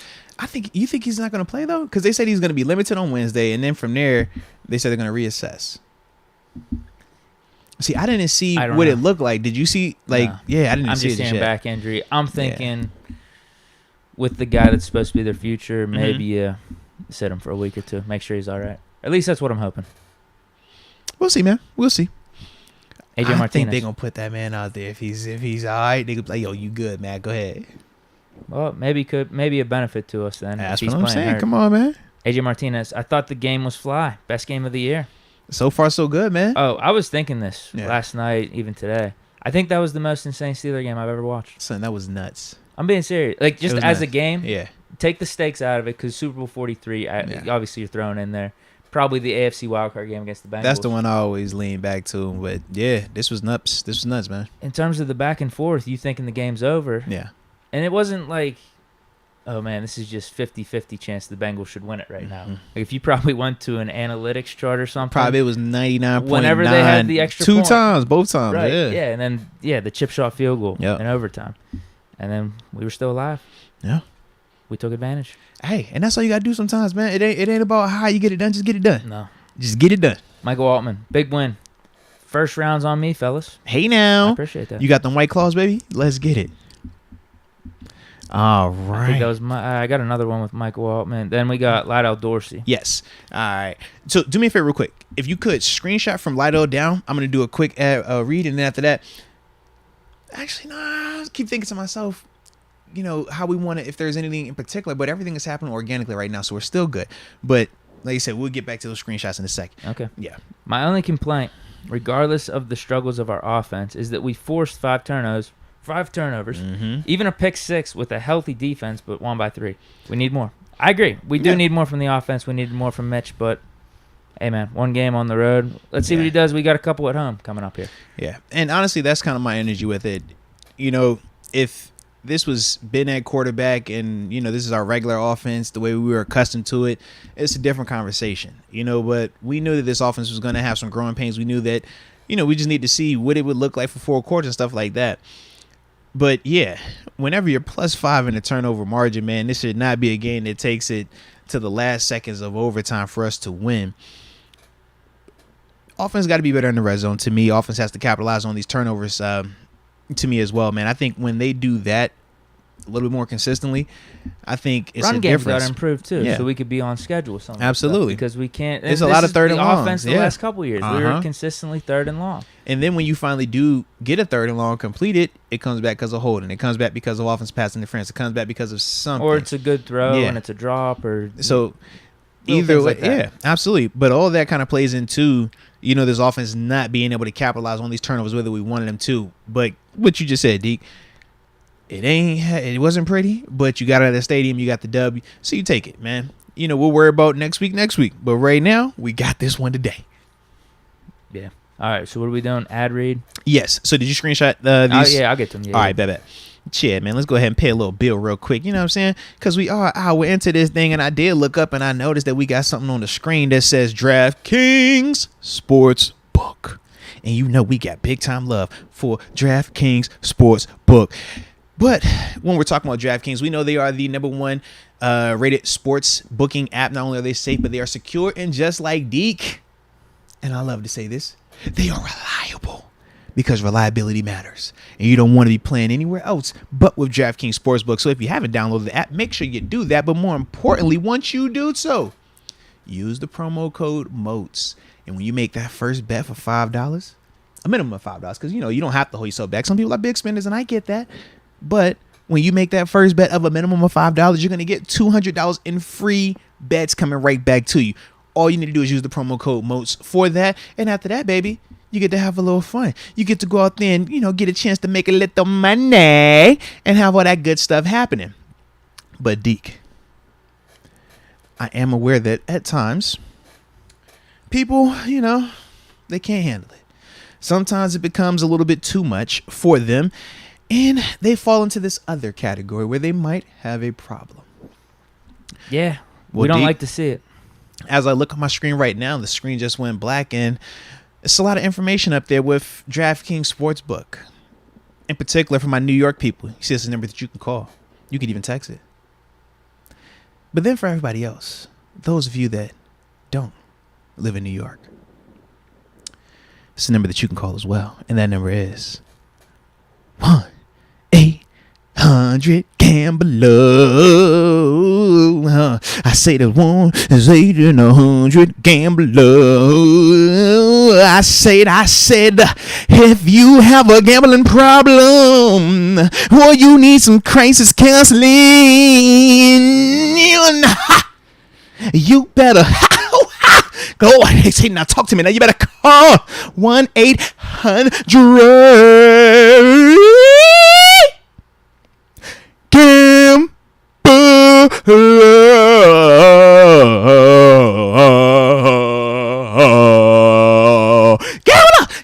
Oh, touch me now! Gambler! 1-800-GAMBLER. Now I'm back to our regularly scheduled programs. Speaking of reliability. Yes, talk to me, man. Talk to me. I bet some money on the Steelers this weekend. Ooh, talk about it. Talk about it, big Check spender. my account. Talk about it. And I got some extra money there. Did you look at the pocket and it said right now, money in there, let's get it? Pay that man his money. Something like that. Mm-hmm. But yeah, those are some good odds on the Steelers. Took money line. Didn't even need the points. Forget that. Mm-hmm. Only problem was I did have a Pittsburgh parlay. Oh, don't do that. Pitt Panthers and Steelers money line. The injuries. I am not over that Pitt bro. game. The injuries, though, man. I am not over that Pitt game. How do you feel about it, man? Talk about it. Because I did see. I didn't watch the game, but I did see. We won that with Slovis. Yeah, that's what it sounded like. He got what, concussion, right? Yeah, we didn't know what it was. There were reports that it was a collarbone. So that would have been bad. He would have been out for the season. But it's a good thing it's just concussion. So hopefully he's back. But yeah, dude, we win that with Slovis. Slovis ain't Pickett. I don't think he's got to be, though. If he's just what he was in that West Virginia game, we win that in the second half. No question. Salute. No question. It was such a struggle. And for us to even get to overtime, I mean, big credit to Patty, who did come in, and the rest of the Panthers team. He got rocked, too, though, didn't he? Yeah, he was playing with like a hurt ankle. It was... I'm not over that game, dude. Yeah. They got so lucky. Those refs were terrible, too. Fair enough. Those refs were terrible. So like I said, I didn't get a chance to check that out. I do like how everybody is talking about my singing in a positive manner. I greatly appreciate y'all. Just know, I do this. You know what I'm saying? And Cody James, man, I know your girl is looking at you like you wild right now, but just tell her that you was listening to one of the most beautiful renditions of the 1-800-GAMBLER song, all right, by yours truly. So, yeah, salute. I like my singing, bro. You like my singing today? That was solid. I don't know if it's ever going to be the same as last year, but maybe we should just move on. It's kind of like live performances. You ever been to like 30 live performances back to back? It never sounds the exact same back to back. That's all. It's just live performances. Last year was a vibe, though. Wow. It just was. The people are liking it. This is a victory vibe. You see, we haven't lost yet when I've been doing it. So I'm throwing it out there, man. I get why you like last year's one now. It makes sense. The connection that you had to last year's team.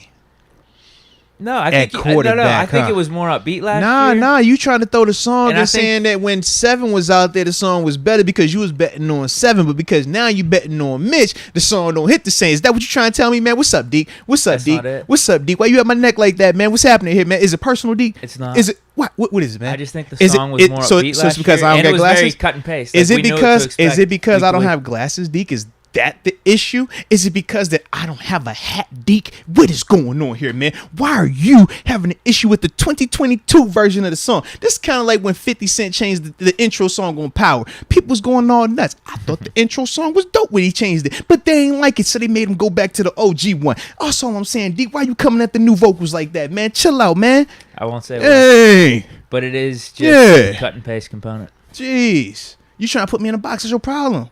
Can't put me in a box. I understand that. That's why I'm not going to say anything anymore. You got the album copy. You got the live copy. You got the small room copy. I'm just giving you the different versions of it. You got the crossover when we switch the beat, make it a metal beat. Yeah, man. Got the Jamaican, the reggae one. Yeah.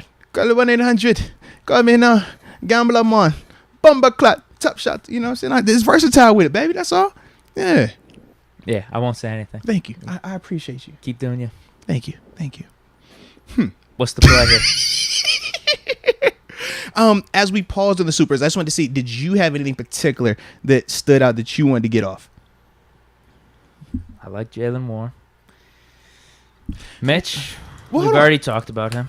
Well, let's go back. Some more, we can go back to the Jalen Warren because we actually good. Let's dive into the Jalen Warren a little bit. You want to do that? Because I was going to simply ask in the sense of if there is a scenario, because the reports are saying that it's the re-aggravation of the list rank that Najee had in training camp, even though we didn't know that that's what it was. We know it now. But if he does have to miss a couple of weeks, now I know they said it's not serious, but what does not serious mean? We told us he just got stepped on. In training camp, we saw he was out for 3 weeks. And he didn't look right in week 1. Right. I stand by that. I thought he was playing hurt to begin with. So my question is, how confident are you with the group of Jalen Warren, Benny Snell, and potentially Anthony McFarland coming up during that duration? Or is this a scenario where you're looking and saying, you know what, maybe we need to bring in somebody a little bit more higher end if Najee is going to miss, potentially 3 to 4 weeks. And I'm speculating. I don't know how long it is. Like you said, sure. I agree with you though. He didn't look the best when he came out there. But that's what I'm saying. But that was the 3-week mark. We should sit Najee for 2 or 3 weeks. If he came back, he didn't look right, and he re-aggravated. Mm-hmm. Give him some time. Mm-hmm. Get him healthy, because we want Najee out there long term. I think we get by with Jaylen Warren, dude. And, call me president of the moment, but what he was doing out there felt like better than Najee. He just provided a little bit more pop, I think, in the running game, getting us some extra yards. And then I like the blocking. Not saying Najee wasn't blocking, mm-hmm. but I think we can get away with Jaylen Warren. Now, if we want to bring in a guy a little bit more proven, whatever, I think he can play Jaylen Warren's backup. I'm ready to roll with 30. I just am, dude. I saw what I need to see. Battle tested. He's ready to go. How is he battle testing? You saw one game. That was a big part of the game, though. Fourth quarter overtime. I get Big the moments. block y'all talking about, and it's He had a Jermaine. couple. It was Jermaine Pratt, the one that everybody's referring to, though. You're that was talking about the one in the backfield? Because he had a couple down the field. No, I too. saw the ones down the field, and those look good. I like the effort. I like the energy on it. But what I'm saying is, it was one game. I get it. I've liked what I've seen from Jaylen Warren thus far. Combine the preseason and week one, critical moments of week one, late in the game, and he stepped up. Didn't fumble. You know what? Everybody has. You get what I'm saying? Yeah. Dude, Najee Harris wasn't giving us anything anyway. So as long as he ain't fumbling, anyone could just run into a brick wall. Maybe Jaylen Warren could break one for us. All right. I'm not saying he's better than Najee Harris. I'm saying he can get us out of 2 or 3 weeks. I'm just laughing because the way you minimize it, it's like, well, why the heck did we even waste a first-round pick on Najee a year ago? No, I want Najee. You literally just said anybody could run behind that brick wall or run into that brick wall as long as you're not fumbling the ball.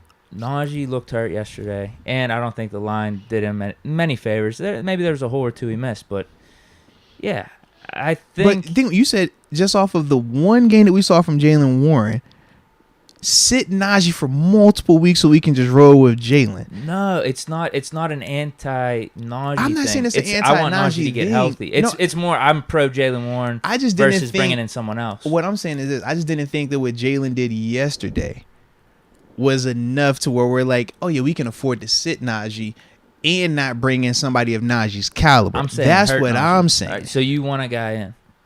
Are we starting him? That's my thing. That's too. what I'm trying to figure out from you. In the system, I'd rather just roll with him as RB1. Now, if we want to spell him with either Snell or the other guy that we bring in, let's just roll with Warren. Well, I mean, that's what I'm just trying to figure out. You know? give him 60, 70%. Maybe don't give him 80, 90% because that could probably be a lot for him. Give him 60 or 70. Give him the majority of the workload, though.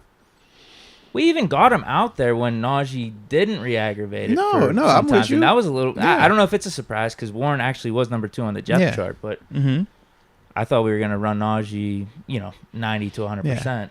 But if we got Warren out there for a couple. But series. I wonder if they knew, kind of like what you already said, that he didn't look healthy. Anyways, if they knew going in, maybe that was why. But maybe that was why we saw Jaylen getting those opportunities early on because he was. They would definitely. It wasn't like a rotation, but they put him out there. And he was getting touches too. It wasn't like he was just out there to be out there. Like they was running with him.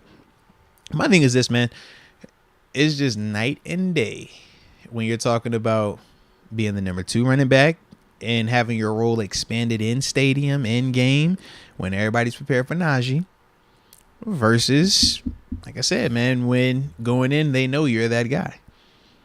When you know you're that guy, the expectations, the way you're targeted, it changes a lot. And me personally, I don't have that same level of confidence that you have in Jaylen right now. To me, I don't want to see what it could look like if he's the feature back for 2 to 4 weeks potentially. If and not saying that he can't do it because, like we said plenty of times, like it's like people say, oh, man, you could never beat the Bengals. It's like, no, you could. Now the path isn't always as clean as we saw yesterday. It took the craziest pass, but it's possible. So we're not saying that Jaylen Warren is an impossible task to see if he could do that. I'm just saying the probabilities of it. I just don't think that it's a high probability that you could ride this dude and expect him to make every block like how he made yesterday. He can run the ball as well as he did yesterday. He's going to protect the ball as well as he did yesterday. And he's going to do it for 4 quarters. No one's not going to be too big. He's not going to get hit too hard. He's not going to get stripped. He's not going to have to worry about guys that actually know how to rush the passer from inside the linebacker, not just a good linebacker just running down the middle and getting hit in the face because he don't know how to work a side. Like, that's the type of stuff that I'm saying, like, yo, he hasn't seen any of that just yet. So that's why my confidence level is not there with him. If he stays as a number 2, great. But once again, no different when I said with Mason, if you're going to Dallas, it's like you haven't been there. So you got to unlearn what you've learned and then relearn or learn our stuff on the fly. Whoever you bring in running back wise, it's going to be the similar conversation. Hey, wherever you were at, if we're trading or for signing, you unlearn that, learn what we're going to ask you to do, and then go out there.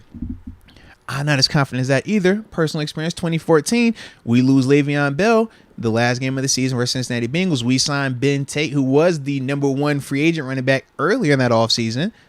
By the time we signed him, he's starting on Saturday. And we ended up having to pull him and put Josh Harris out there because it was just too much to ask this dude. And this is Ben Tate. Well, they were both terrible. Yeah. But think about it, this is Ben Tate, who at the time when he left Houston, he was a big deal. He was good with the Browns. But he was good in Houston. Yeah. Too. But it's like, man, to ask a dude to come in on Monday and then start on, that weekend, it wasn't conducive to, it wasn't the best recipe for him to be successful. And that's some of the stuff that I think about when we're thinking about our running back situation. It's like, that's what I mean. Yeah, I would want somebody different. Right. If it's 2 to 3 weeks, that's the conversation. Can you survive it? We'll see. I think we could with Warren. Yeah. Hey, do Warren and Snell for 30% out there. Give Warren 60, 70%, whatever. And what would make you ever decide against it if he puts the ball on the ground? Jalen Warren? Yeah. I mean, but we won't know until he's out there. No, I'm with you on that. That's what I'm just trying to see, like, like, how do you, like, Oh, what you're like, willing to put up with. Yeah, exactly. That's what I'm asking, yeah. Fumble it. So Because if he misses, like, protection, are you cool with that too? Because he made his ones yesterday. That. That's what I'm just That's why you trying have to wait Snell, just in case, too. Okay. Snell could pick up some guys. For sure. Now, with Warren, that's the main thing. Don't fumble because, as I said with yesterday, this isn't anti-Najee. It's just production you're getting out of a running back. Yeah. 20 yards, right? If you're just out there for 70% of the snap, anyone could get 20 yards. Just don't fumble the ball. Man, you really make it sound like why we drafted one of them dudes, bro. I'm not. He's still God, I want Najee back. I just think we can get away with a couple weeks with Warren. I hope you're right. And I think he can be an integral part of our offense with Najee back, actually. Okay. Now, Najee gets 70, 80, give Warren 20 or 30. All right. And I was also going to ask you, too, because we know our offensive line in terms of run blocking wasn't the best either. Still feel good about Jalen behind that situation where he might take some shots. I mean, I looked at how Joe Mixon got hit some of them times yesterday, and I'm like, yo, if there's any other running back, I think some of those are fumbles, right?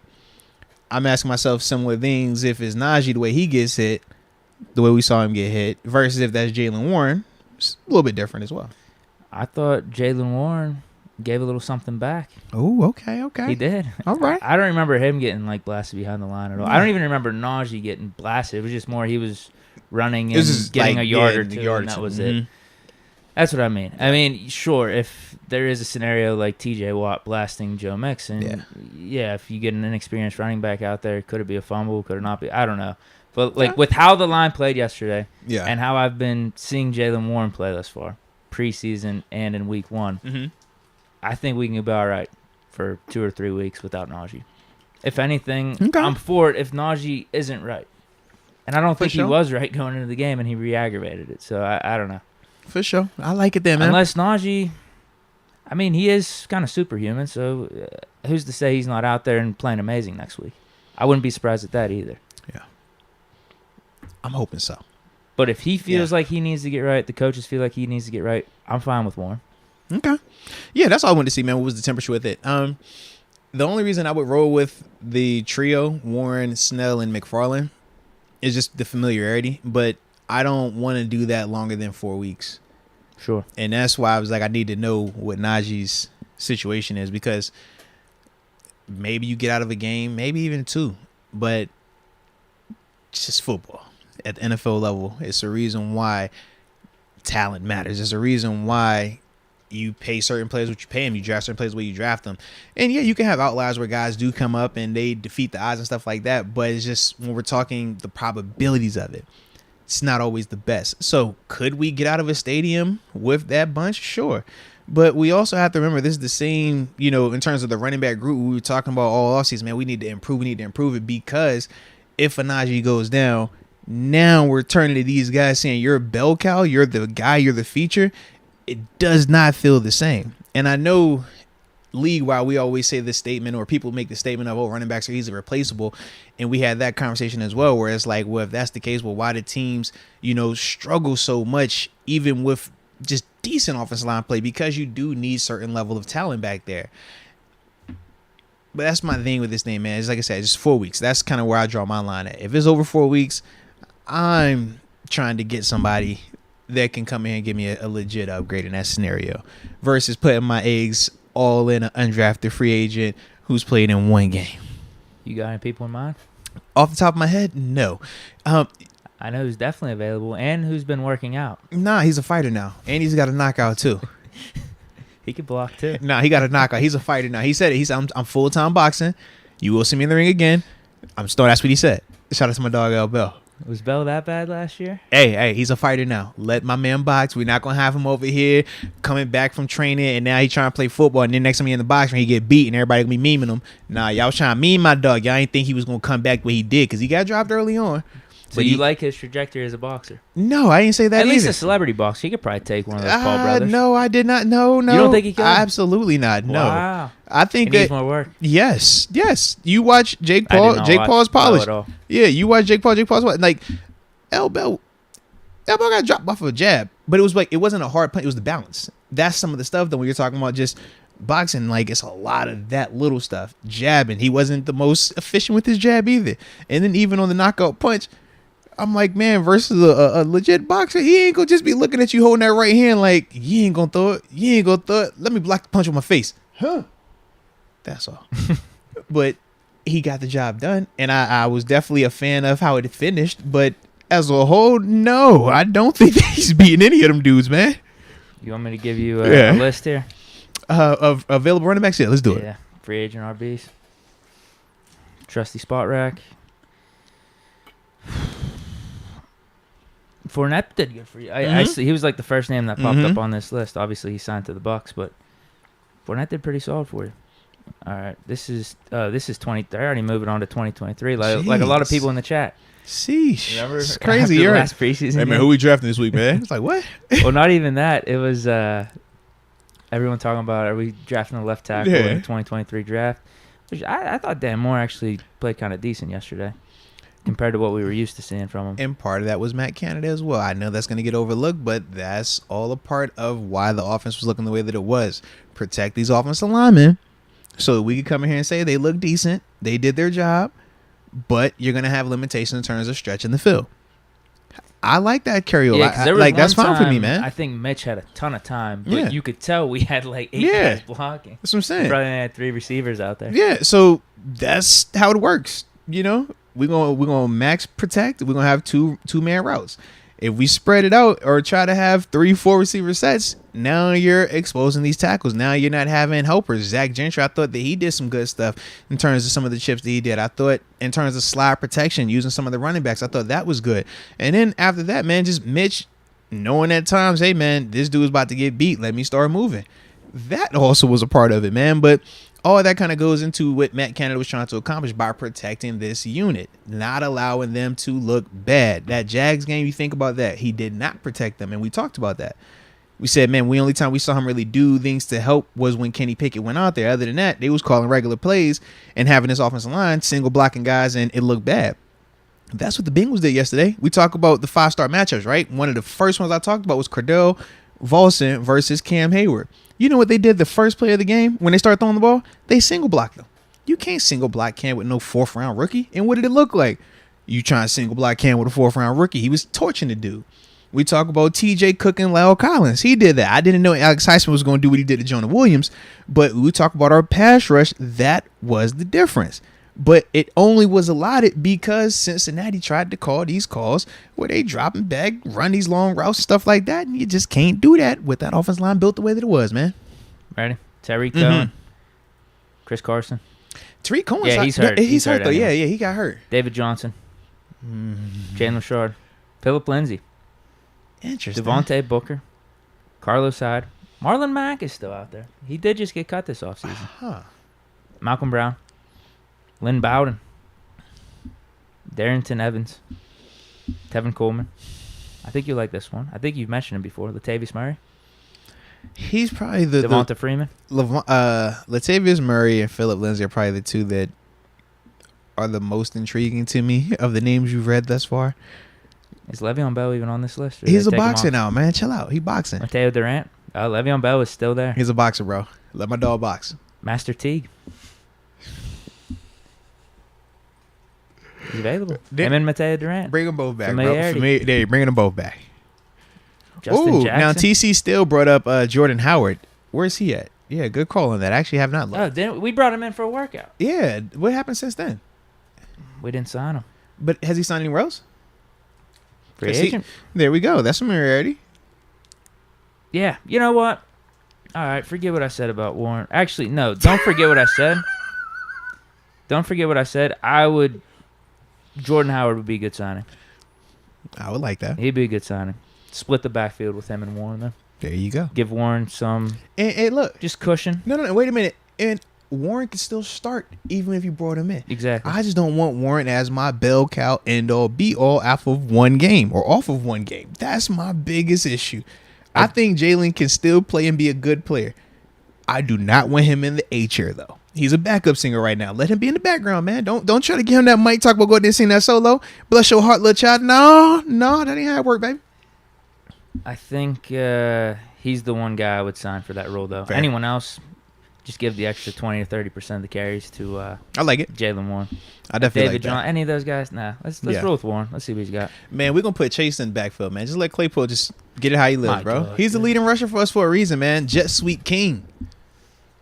Nothing against him. It's not against him. It's not. Because he runs him the best of his ability. That's just not. I don't feel like his body is designed. Yeah, he's not like a quick twitch guy. Like I think a Deontay would be perfect, but they don't ever run. They never use Deontay in that capacity. To me, as a player that's defended that, Deontay might be running it backwards though. True, because he's going to do too much. You're right. But as a player who's defended the jet sweep, like Chase, it's a different. Like, is it scary if he gets north and south shore? And he but did on the one when he was able to get like 15 yards. Right, but the problem is, he doesn't. If it's not blocked up perfect, he's not going to be able to get north and south because, like you say, he doesn't have that wiggle or that quick twitch. Yeah, that he tried to do it, and like he basically completely stopped it. Yeah, he's too much of a long strider. Like he's a build up to speed guy. He's not a one step. He's at top end speed, and that's when you're talking about playing around the line of scrimmage.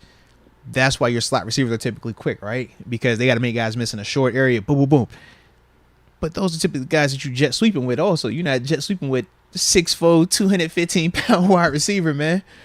But there's some of that. How many times did we run it? Plenty. Did we run it 3 times? Plenty. I actually think it was probably success 2 Plenty. of the 3. Do we count like the flea flickers that came off of it as well? Because all of that was all of it, right? Success. Bro, it's crazy that we ran the flea flick and still got hit on that play too, bro. That was a great, successful play, though. Shout out to Canada. Does Canada get left for the call? I think that was Canada get left one play where I actually thought Canada was starting to does like, Canada get left? So game, Canada doesn't get left for that call? That was a good call. Does he I think he was calling a pretty decent game most of the first half. I thought he was keeping them off balance. I don't know if that's because of all the turnovers we were getting from defense that made our offense look halfway decent. Part of it, yes. Yes, that's a part of it. Yeah. Yeah, probably. Yeah, it's definitely a part of it. It was very favorable in terms of the field position. It was very favorable in terms of us not having to be necessarily as aggressive at times because we knew, hey, worst case, we're at least getting 3. So it's certain things like that. Yeah, it did help us. Yeah. I ain't even gonna lie to you. I didn't like the second half. Offense as a whole, you want to throw Canada play calling in the mix. Mitch, we needed more. Nah, which one? It was did we get hit on a jet sweep on a 3rd down? I think that was the one for me where I was just like, why are we doing this again, man? Yeah. I think for me it was Derek Watt whenever he was in the backfield on a 3rd and long. And he ran a route. And he ran a route. He ran a route, bro. He ran a route. It was him and Gentry out there. I just knew we were punting. He ran it out, and the tight end ran in. I said, oh, yeah. Are you going to throw it to him? That's what I was wanting to say. I was like, if you throw it to him, man, we're going to fight. Do you have anything else before we get back into the Super Chats? Yeah, I did want to shout out Presley Harvin. I thought that he improved. did his thing yesterday in a major way. Speaking of special teams, I got to shout out Gunner. I feel like the difference will be felt with him this year. Absolutely. You saw some of it. Well, that 20-yard return was a nice play, man. I can't remember if he caught it on that return, but the one catch he made on one of the punts, he caught it like this. No, he can. It's a difference. For the people that are just listening, it's a he difference. caught it with his hands out, not like up against his chest. He caught it like a receiver. He caught it like a dude that knows what he's doing as a return man. Exactly. He has looked like an all-pro. He knows he's an all-pro. Exactly. So say it again, Deke. I'm pumped about him. I'm glad that you actually noticed it because I did. As soon as he shot, I'm like, holy hell. As a dude that I've moonlighted as a returner, I'm not a returner, but I know how to catch them. Difference between punts and kicks, rotation, getting your shoulder square and stuff like that, all the little technique stuff. You know why I can tell you about the technique? Because I wasn't a good returner, so I had to make sure I knew every little thing about catching the ball and all that other stuff. They always say that too, right? It's like, yo, if you was a good player, not a great player, you'd probably be a real good coach because you know, like, all the little stuff. So I got all them little things in there, D, because I was just I wasn't dope, but I was But I am going viral because of that little mic'd up situation. So shout out to that. Rightfully so. It was a good one. You know what I'm saying? Like I literally had like one of my little I call her like my little niece, but she was my coach. Yeah, people are tagging. She was like my college over. coach's daughter. She even hit me up earlier today. Was like, man, you're viral. Like this is nuts. I clicked on the TikTok. I'm like, oh, all right. But at least it was left. So shout out to everybody. It was good. It was good. You said Harbin. Any more with Harbin? But yes, I did want to talk about him, man. I thought that in terms of just his consistency when he bounced back, just dating back to the past 3 times we've seen him in regular season games, or not regular season game, but the past couple times we've seen him in stadium. When he came back in that Chiefs playoff game, the 3 preseason games, and now once again yesterday. This is the reason why we drafted him. This is some of the stuff that he's capable of, the consistency and the strong leg. To me, man, that's what we want to see more of. But it was a huge weapon yesterday because of how everything was going. When you're talking about a game that was that tight, where hey, if we're making an extra mistake here or there, if we have that shank punt of all punts, like absolutely, it did not. And how many times in the past couple of years have we experienced that untimely just shank? And we're like, Lord, why? Yeah, that's the exact momentum that you would have given the crowd, given absolutely, Burrow. bro. Oh, we got it on our own. Absolutely. We got it on the 40. We got it on the 50. We're going to score like this. I was over here like, was my mind really believing it? That he wasn't going to shank any? No. But my heart believed that he was going to be good. Because I'm like, yo, it's press. And I seen how he's been working. And I felt confident in him. But up here, I was just like, nah, bro, this is when always shank happens, man. I done seen this too many times, man. This is where it happens. Not just with him. Think about the one before him. My dog Barry. It's the same. It's like, yo, we was going to get an untimely shank. We knew that. But it did not happen yesterday. And it has not happened of late. So I definitely wanted to highlight him on that. A couple other guys I want to talk about too, man. Defensively, man, Cam Sutton, I thought that he put together a heck of a performance. The continued growth in terms of his man-to-man coverage, his taking chance ability as well. And just had 2 picks. He should have. Now I get why they called the first one because his arms were outside the framework. Man, that's all. I get it. But I still like the overall aggression that he was playing with. I like how he was flying around and just his overall confidence. I thought as a whole, the DBs, they did what they were supposed to do. I didn't say they dominated the matchup, but they definitely made more than their fair share of plays. And I thought that was a key part of this. Part of like when I did when I talk about like those 5 matchups, right? And even when we come here, we're talking like advantages, pros and cons.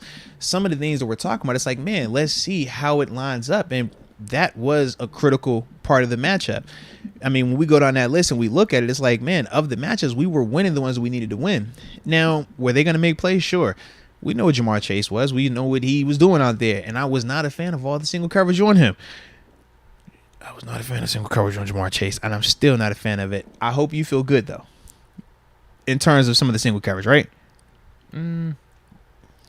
I feel like the ones he torched us. I'm saying, like, do you have clarity on it though? Because I remember going in, you were kind of like, "Yo, I want to see it. I want to see a single cover him in particular." That was my only thing. Here's what I will say. Yeah. You can correct me if I'm wrong on this. Yeah. The ones that Jamar Chase really cooked us on in single coverage, I felt were way more close to the end zone. Yes. Mm-hmm. So what else we doing there? I mean, you throwing a little like curl flat zone or something? Yeah. I mean, some of the stuff, and we did do some of that. We were running a lot of more two, though. A lot of two, not two man. It was more so Tampa and just regular, like, traditional cover two. Because it made sense. It gives you the illusion that, hey, man, you could be really aggressive on these wide receivers at the line of scrimmage, but you're still protected over top. Your corners don't have to deal with the vertical threat of it. So some of it was him just winning in those veins as well. But as a whole, man, I thought that the defense, in terms of DBs in that matchup, when it was zone, they tackled the catch. And even in some of the man stuff, the guy who was missing was Edmonds. I didn't think Edmonds had his best game. He was the one missing some tackles. Edmonds? See, I didn't necessarily agree. No, I thought Edmonds did fine. It's just no. I think it's more to your point of just like, yeah, we for the most part made tackles. The only ones I remember is like one or two from Edmonds, but didn't kill us. Yeah, but I thought Edmonds was fine overall. Yeah, because I was gonna say, I was like, man, all the dudes obviously had a play or two, even Minka included, where they missed one and it was able to, have it run. And that is part of what the Bengals can do. We know they're very explosive after the catch and stuff like that. But as a whole, man, we tackled the catch. We did what we needed to do.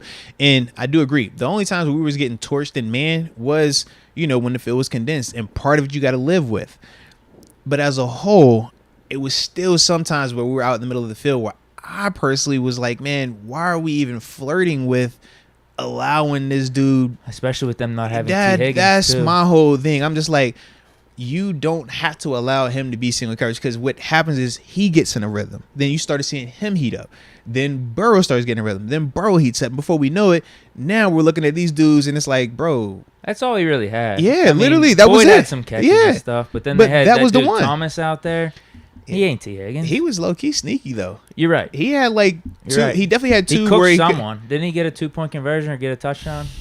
He cooked someone. It was a Keller. I remember it. Yep. But he in the two where it was one. Well, two should have been touchdowns. One was when Minka knocks out in the back of the end zone, and the other was the overthrow. The other one was on the overthrow on the left side. But both of them was on Sutton as well. That was the other part. It was like, on some of the matches, like, man, we shouldn't be losing to him. But I'm like, all right, but it didn't hurt us because we make a play in the back of the end zone. It's overthrow over here. It balances out. But yeah, as a whole, it was just like, if Jamar Chase the only guy of relevance, why are you single covering this dude? Why are you even allowing him that? Like, just completely take him out the game, man. Make them have to go Michael Thomas. Make them have to go Thomas. Make them have to go Hayden Hurst. Make them have to go over here to win. That was only like my only issue about how we were handling him at times, man. But I think ultimately cornerbacks. Yeah. Positive, very positive. Absolutely, man. The turnovers, bro. Like, let's be real. You get a pick six in there. You get 2 picks out of that room. Levi with the heck of a stop as well, man. All three of them dudes. He did. He got hurt on a 2-point conversion. Now, they haven't said if his was serious, right? No, everyone's focused on TJ. Yeah. I think they forgot about Levi. Yeah. I'm like, man, Levi, Najee. I was glad Mason Cole was able to come back. When he went down, I was like, hold on now. Who we going to next?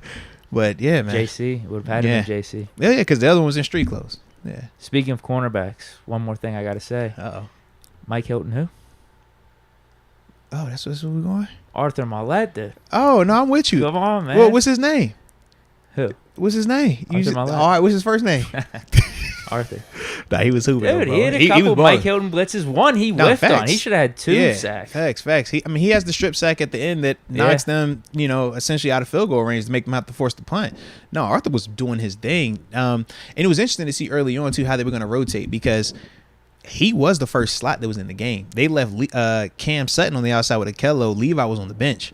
But what they were doing was, in nickel, is Arthur Maulette. When they would go dime and bring in that third safety where it was Trey Norwood, Edmonds, and Minka, that's when Cam would bump it to the inside, and it would bring Levi on in that sense. And then from there, as the game went on, they started to rotate those guys on the outside. But I was really surprised to see Arthur was out there that early, but he was balling. He was making the plays he was supposed to make, man. So salute him for that, man. My name partnered him. So, yeah, man, major love for him, man. I was hyped. Definitely was hyped, man. I don't think there's really a bad thing you could say about the defense. I would agree, man. Like I said, even our pass rush, I thought that when you're talking Cam Hayward, you're talking in terms of their interior D linemen. Cam Hayward, he was winning. Larry Ogunjobi, he low-key was putting on, he was having one of them ones too. He just wasn't finishing getting home. He was closing gaps. Yeah, he was closing gaps. He was also, in terms of the pass rush, he was putting a lot of interior pressure on, collapsing that pocket on the left side, whereas Cam was obviously on our right side, collapsing on that side. But that was huge, man, just watching some of the stuff that he was doing. And just his overall presence being out there, like, he is a different type of athlete, a different type of animal in contrast to a Chris Wormley or a Isaiah Loudermilk. So, yeah, man, watching him out there, I was like, yo, I like this a lot. DeMarvin Leal was doing some stuff too, man. I saw him. He was doing some stuff too, man, so salute him. Man, I even mentioned Jameer Jones earlier. He had that pass deflection. He did, bro. Bro, we get a lot of pass deflections all of a sudden, too, man. I like that, man. Not all of a sudden, but, like, that's, like, our thing, man. Yeah. Yeah. So All it was a right. vibe, though, bro. It was definitely a vibe. Anything else we're missing in terms of just highlighting stuff before we head to these supers? Yeah, I'm just going to talk about Alex Highsmith because I like Alex Highsmith. And I thought yesterday, He's amazing. people think about, man, when we say, man, we've realized, like, he's one of those guys that people are either, they with him or they think that he's a bum and they don't want him. I've been noticing that as well. Sleeping on him. I would agree with you on that. And not saying that because he's a friend of the show or a friend just in general, but it's like, man, Alex Highsmith, man, I thought that he was putting together a really, really hot game yesterday, man, in terms of, number one, the quality of opponent. You were going against a former first-round draft pick. And then you look at the conference that he was having. There's also a guy that has missed a lot of time in the preseason. Remember, he was dealing with the rib injury the past 2.5 weeks. But I thought his confidence looked good. I thought him playing against the run looked good. I love what I saw against the pass rush, though, man. The spin move, the tenacity. Excuse me. And just ultimately making sure that he was going to finish every single play. Not caring who was in front of him, not caring where you were drafted at. Just out there, looking like he expected to make plays. And that's one of the things, man, when you're talking about his growth, that's that next thing with this thing, man. It's one thing to be good, but act like you know you good. Act like you know you that guy when you're out there. Make them tackles look at you and be fearful, man. When they look at TJ, they like, man, TJ look like he playing around. He looks like he's confident. He know he gonna kick your butt. And when he loses, he's shocked. It's like, bro, you blocked me? Like, I got to come back. I got to run that back. That's what Highsmith needs to be getting to next, man. But heck of a start by him, man. Them three sacks, man, just being around the ball, forcing fumbles, like everything you want, he brought to the table yesterday, man. So big time salute to him. If he keeps playing like this, it could lessen the blow from the TJ Watt injury if it is extended time. I mean, it's looking like no matter what, it's going to be extended time. But yeah, we're talking about 6 to 8 weeks. Highsmith keeps playing like this. We get a Malik Reed. Maybe we do sign someone. We can get by, especially with how the secondary played. And if Devin Bush keeps playing like he's playing, Miles Jack, the interior on this defensive line, we'd be all right. I would agree, man. We still need TJ Watt back. I would agree. We need him back at some point. Agree. Playoff run, deep into the season, we need him. But I think we can make it by. Yeah. It's all about when you get hurt sometimes, too. Yeah, it is. Early in the year, sometimes it helps, man. And last person I did want to shout out to before we go back to the Supers was Pat Freiermuth. Oh, hell yeah. Pat. 75 yards, right? Bro, leading receiver, clutch performer. Oh, we got to say Deontay with that catch, though, too. Dude, the Jordan, the one hand with the lefty. Holy hell. That was freaky. That was a freaky catch, without a doubt. Without a doubt. Yeah, 100%, man. That was nuts. He had to put one on the ground, though, too, huh? It's only right. It's a Deontay Johnson performance, man. Just roll with it. We'll roll with it. I wasn't going to bring it up. I did look. I was like, that was definitely a drop, but... Oh, no. I'm talking about the fumble. He had over by the sideline, too. He did have that, too. I forgot about that one. Jeez, Deke. I felt like the drop was a tough catch. He recovered it, though. He did. But he recovered it. Oh, man. No, Lord. He said he put the one on the ground. He was playing hurt, though. I forgot all about that shoulder injury. I forgot all about. He recovered the fumble. It's a hell of an effort. He recovered the fumble, so let him live. But yeah, but dog, Pat though. Pat was the one for me, man, that I was really impressed with. I thought the confidence that he had, the hands catching, and the run after. We're seeing that now. He's not just going down off of one tackle. He's like, yo, nah, you're going to take two. It's going to be multiple guys over here, man. But I was definitely impressed with him as well. And shout out to Rod Dallas. He brought up Zach Gentry. He was another one, man. Obviously had the screenplay. And good job by Chooks making those defenders go back door so that way Zach could actually get out there and actually, use some of that athletic ability, man. He looked like Bambi out there. Them 6'8" legs was going. Shout out to him, though, man. But, yeah, man, it was a good overall performance, though, man. Like, even though, like I said, we still have more we want from our offense, I don't think that anything happened in this game that went against what we were anticipating for our recipe for success in terms of playing really good defense, really good special teams, and just protecting the ball on offense. Don't be in a disaster, not killing yourselves on offense, not turning the ball over. I thought that they checked all those things in a sense, man. I would have liked Pickens to get some more targets. I think that's the only thing in terms of expectations versus reality. I would have liked Pickens to be more involved. But we did have that deep shot to him, so if he catches that and he goes for 80 yards for a touchdown, we're definitely singing a different tune. Two things. would I have liked him to be more involved? Absolutely. But the reason Pickens wasn't involved in the same way as Claypool and even Miles Boykin to an extent is they're built up to speed guys. They're down the field threats. As I said, with this offense, we're not built just yet to take some of those longer developing drop backs and stuff like that without having to compromise who's out there, right? Because the alternative is what? Bring in 2 tight ends to help your offense line out. But now you're running only 2 receiver routes. So coverage-wise, that's going to have some of his issues as well. If we wanted to take more chances downfield, you're just going to open up this offensive line to potential negativity. Not saying that they couldn't, because at times they did make a block. You look at the play where he hits Deontay, he makes the crazy one-handed catch. That's them dudes up there winning their one-on-one matchups in terms of the protection, gave Mitch the time to take the shot. Now that was a one-off. If you think that they could do that more often, that's a different conversation. I personally don't think this offensive line would have been able to hold up like that for 4 quarters doing that type of protection. But in that sense, it worked out. So once again, it's kind of like what you're willing to risk.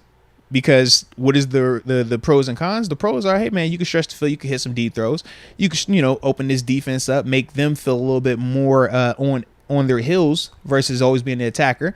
But the cons are potential strip sacks, potential quarterback hits, potential quarterback being hurried and throwing and making a bad read, interception, stuff like that. So that's kind of what you have to deal with, and you're asking yourself, hey, can our offense overcome 2 turnovers? Because the Bengals, they felt confident that their offense could overcome 5 turnovers and still be fine. Do we feel like our offense can overcome multiple turnovers and still go out there and win a game in regulation? I don't want to be messing with that right now. I don't either. So that's why for me, it's like if that means I don't get a chance to see Pickens all the way, or I don't get a chance to see Claypool all the way, but we're not turning over and our defense is doing what they're supposed to do, our special teams is doing what we're supposed to do, and we're able to stack wins, I'm all for that. Like I said, it's not glamorous, it's not pretty, it's not going to be the best for my bet interest either, but if that's what it takes to win, it's like, hey man, I kind of like it. What about Pickens, though? I know he's a deep threat. We did see him a few times in preseason. Stuff, yeah. Or not even crosses, just like quick outs. We could do that at least. They did throw one to him. And that was it. Yeah, I think that was his only catch, really. Yeah. And then it was, a gain of 2 or 3 yards. Yeah. But I'm just saying, I think he was doing that a lot even in preseason. If you could just get him the ball, almost heat up like you were talking about with Jamar Chase. I think Pickens is one of those guys, man. Yeah. And that could be protecting the quarterback too, getting the ball out quick like that. And when we're talking about Matt Canada, he's going to be looking at the tape and saying similar things. Because let's be real, even though when I come up here and I talk about Matt Canada's offense and it's on a positive manner, it's more so just to give you context, to say, hey man, it's not like what people are trying to say, because a lot of that is narrative based. If you want a particular person in, if you want a person fired, everything that person does, you're going to look at it with a negative light or a pessimistic scope versus an optimistic scope. But to me, man, with Matt Canada, he's going to look back at this and say, okay, where can I get better at? Could I call a little bit more of the screen stuff, because we saw some of the success there? Should I call a little bit more of the rollouts versus, trying to sprint out? You know what I mean? Should I call, instead of regular bootleg, should I go with the naked bootleg? You know what I mean? Like certain things like that, some of the misdirection stuff. He's going to look at that and say, okay, this is where I can improve. This is where I need to, dial this back and up this. He's a professional. So for me, after one game, I'm just taking that approach that, hey, he's going to make some corrections. He's going to make some adjustments as well. We just got to see what it looks like coming up this week. But I do anticipate Pickens potentially having a little bit more expanded role. Also, I want to see them feature Pat Freiermuth a little bit more. Even though he was hot and he was making plays, I still think they could do a lot more with him. Some of that was on off schedule stuff. Yeah, absolutely, the man. Last throw, obviously. And the other one was on a flea flicker. Yeah, it was a flea flicker. Yeah. Biggest chunk of his yards. Can we just get him the ball normally, is what you're saying? Like on hook routes or like slants across the middle. But even on that, the reason why you have to go double reverse flea flicker is because that was an out and up. That's a longer developing play. If you ask this offensive line to protect, you watch this tape of Pat Freiermuth blocking, 5 out, wheel it up. That offense line is not holding that, bro. That was a really nice throw by Mitch. Yeah. I don't know if he's and it was with pressure in his face on top of that, bro. Yeah, and that'd be dropped over the linebacker. That was a nice throw. Those are some of the things, though. It's like, that to me is good. But once again, Matt Canada will have to go back and look and say, okay, how can I create more of that? How can I create more explosive plays? But it's a week by week thing, man. Yeah. I hope we're not running too many flea flickers. As long it's as cool. All right, one a game's fine. I would agree. One trick play a game's fine. Because we used to do that with Randall. Yeah. And I think of it this way. It worked for us in that sense, right? And we saw the Rams and Bills play, and it hurt the Rams, right, when they tried to do it. It's a desperation thing. It's one of them things where it's like, all right, we need to come up with something to give us some type of pop in the arm right now. What can we go with? That's kind of the approach with it, you know? How about this question, though? Talking about Canada. How much different did you see the offense being this year, or at least week 1 this year versus last year with Ben? In terms of the play calling, it was still very similar, but I don't think that the issue last year was and we've already talked about this, exclusively Ben's arm. Part of it in terms of the quick timing passes is the offensive line. You cannot have long drop backs, as I keep saying, with the offensive line that's not going to allow you that type of time. The only difference to me, though, was Trubisky's ability to extend the plays consistently. You know, with Ben, it was more so at the end of games we could see that. But at times we would also see him, especially last year, he was a little bit more labored with it. To me, I think Mitch, he's just a little bit better athlete right now. That's the biggest difference. Yeah, he's 27, yeah. Ben's 40. 40, that's it. Like, I didn't see a drastic, this is this, that. But behind this offensive line, I think that Mitch gives you the better opportunity to extend some of those plays at this stage versus where Ben is at this stage. Yeah. So the calling wasn't too much different, though. The calling wasn't like that much different. Because it wasn't a ton of sprint I didn't outs. think It wasn't it was a ton either, of bootlegs. It wasn't a ton of it. play action. Because we even tried that stupid ass flea flicker in the Chiefs game. That's what I'm saying. Like, it was nothing new. Yeah, we called the exact same stuff. Yeah. Claypool jet sweeps, classic. Am I missing something? Najee up the middle. Go on now. Did we get it all? We're going to have jet sweep. We're going to have jet sweep motion. You know what I mean? Like, everything's jet sweep. We going to work your lateral. We saw that. Yeah. Hey, so forget what I said about Jalen Moore. Looks like Najee's good to go. All right. I stand by it, though. If Najee needs a glove, he needs to take a couple seats, or not a couple weeks off, take a seat, Warren can get it done. All right. Well, either way, I mean, we should still be seeing Warren maybe 20% of the time out there, even if it is Najee. All right. Sure? I'm a big Warren guy. Okay. It's not anti-Najee, trust me. Hey, however you need to spin it, baby. You know we're here for you. It's not anti-Najee. I want Najee to go off this week. Are you sure? In fact, I'm putting... You just told me you wanted Najee to sit this week and let Jalen play because it wasn't going to be that big of a difference anyways. No, it was more about Najee being injured. It was more about him getting healthy. He not injured this week after you said? We all would agree that... Schefter's saying he's good. What did we all... You just said it and I just agreed with you. When he showed up, we didn't think he looked the most healthy at the beginning. Right, but Najee is superhuman, like I said. Would we be surprised if he just come... Well, because we said that with TJ even last year, right? Wouldn't we put Najee in that type of class with TJ? TJ did miss time at the beginning of the year. No, what I'm saying is there was the 1 week, it wasn't the Packers game, where we're just like, dude, he looks hurt. Like, what is going on? Yeah. And then he came back the next week against the Broncos and lit it up.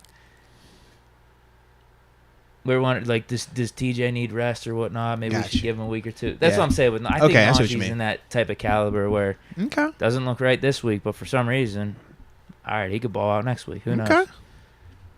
So I'll take him on the over for the rush yards. Haven't even seen it yet. Yeah. I'm not going with that, but home game? More power to you, man. A home game? Yeah.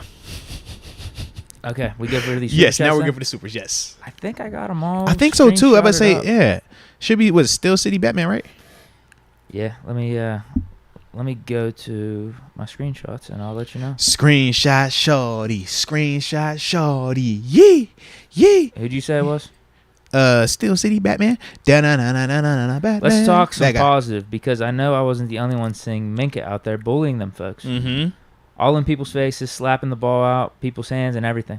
Oh, no, he was definitely on demon time, man. Straight Black Air Force energy. I liked it, man. Honestly, man, watching him and Joe Mixon go at it, it reminded me of AFC North football. It reminded me of why I personally love football, man. I was texting with some of the homies, and that's all we kept talking about. Like, bro, the way that these dudes is really at each other's neck, like, man, this is what it's supposed to be like. This is football. And more important, this is AFC North football. This is Pittsburgh football.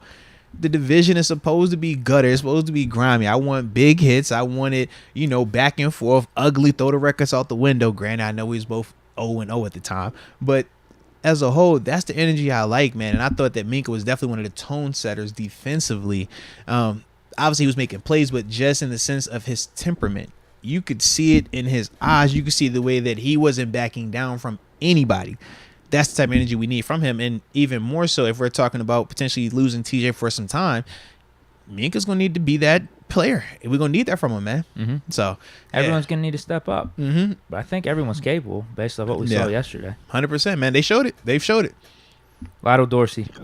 Minka, the front runner for Defensive Player of the Year. 2019 vibes without Watt. Mm-hmm. Better than that. That might have been the best game I've ever seen him play. Yeah, that was crazy. Because it involved the physicality. It involved the hit sticks that he was putting on people. Putting fear into people. Like, I'm telling you, that dude, it was Thomas. Yeah, he dropped that because of Minka getting the flag a player the play before. Because he trucked whoever. I can't remember who it was, but he trucked the dude and they threw the flag. Hey, when he...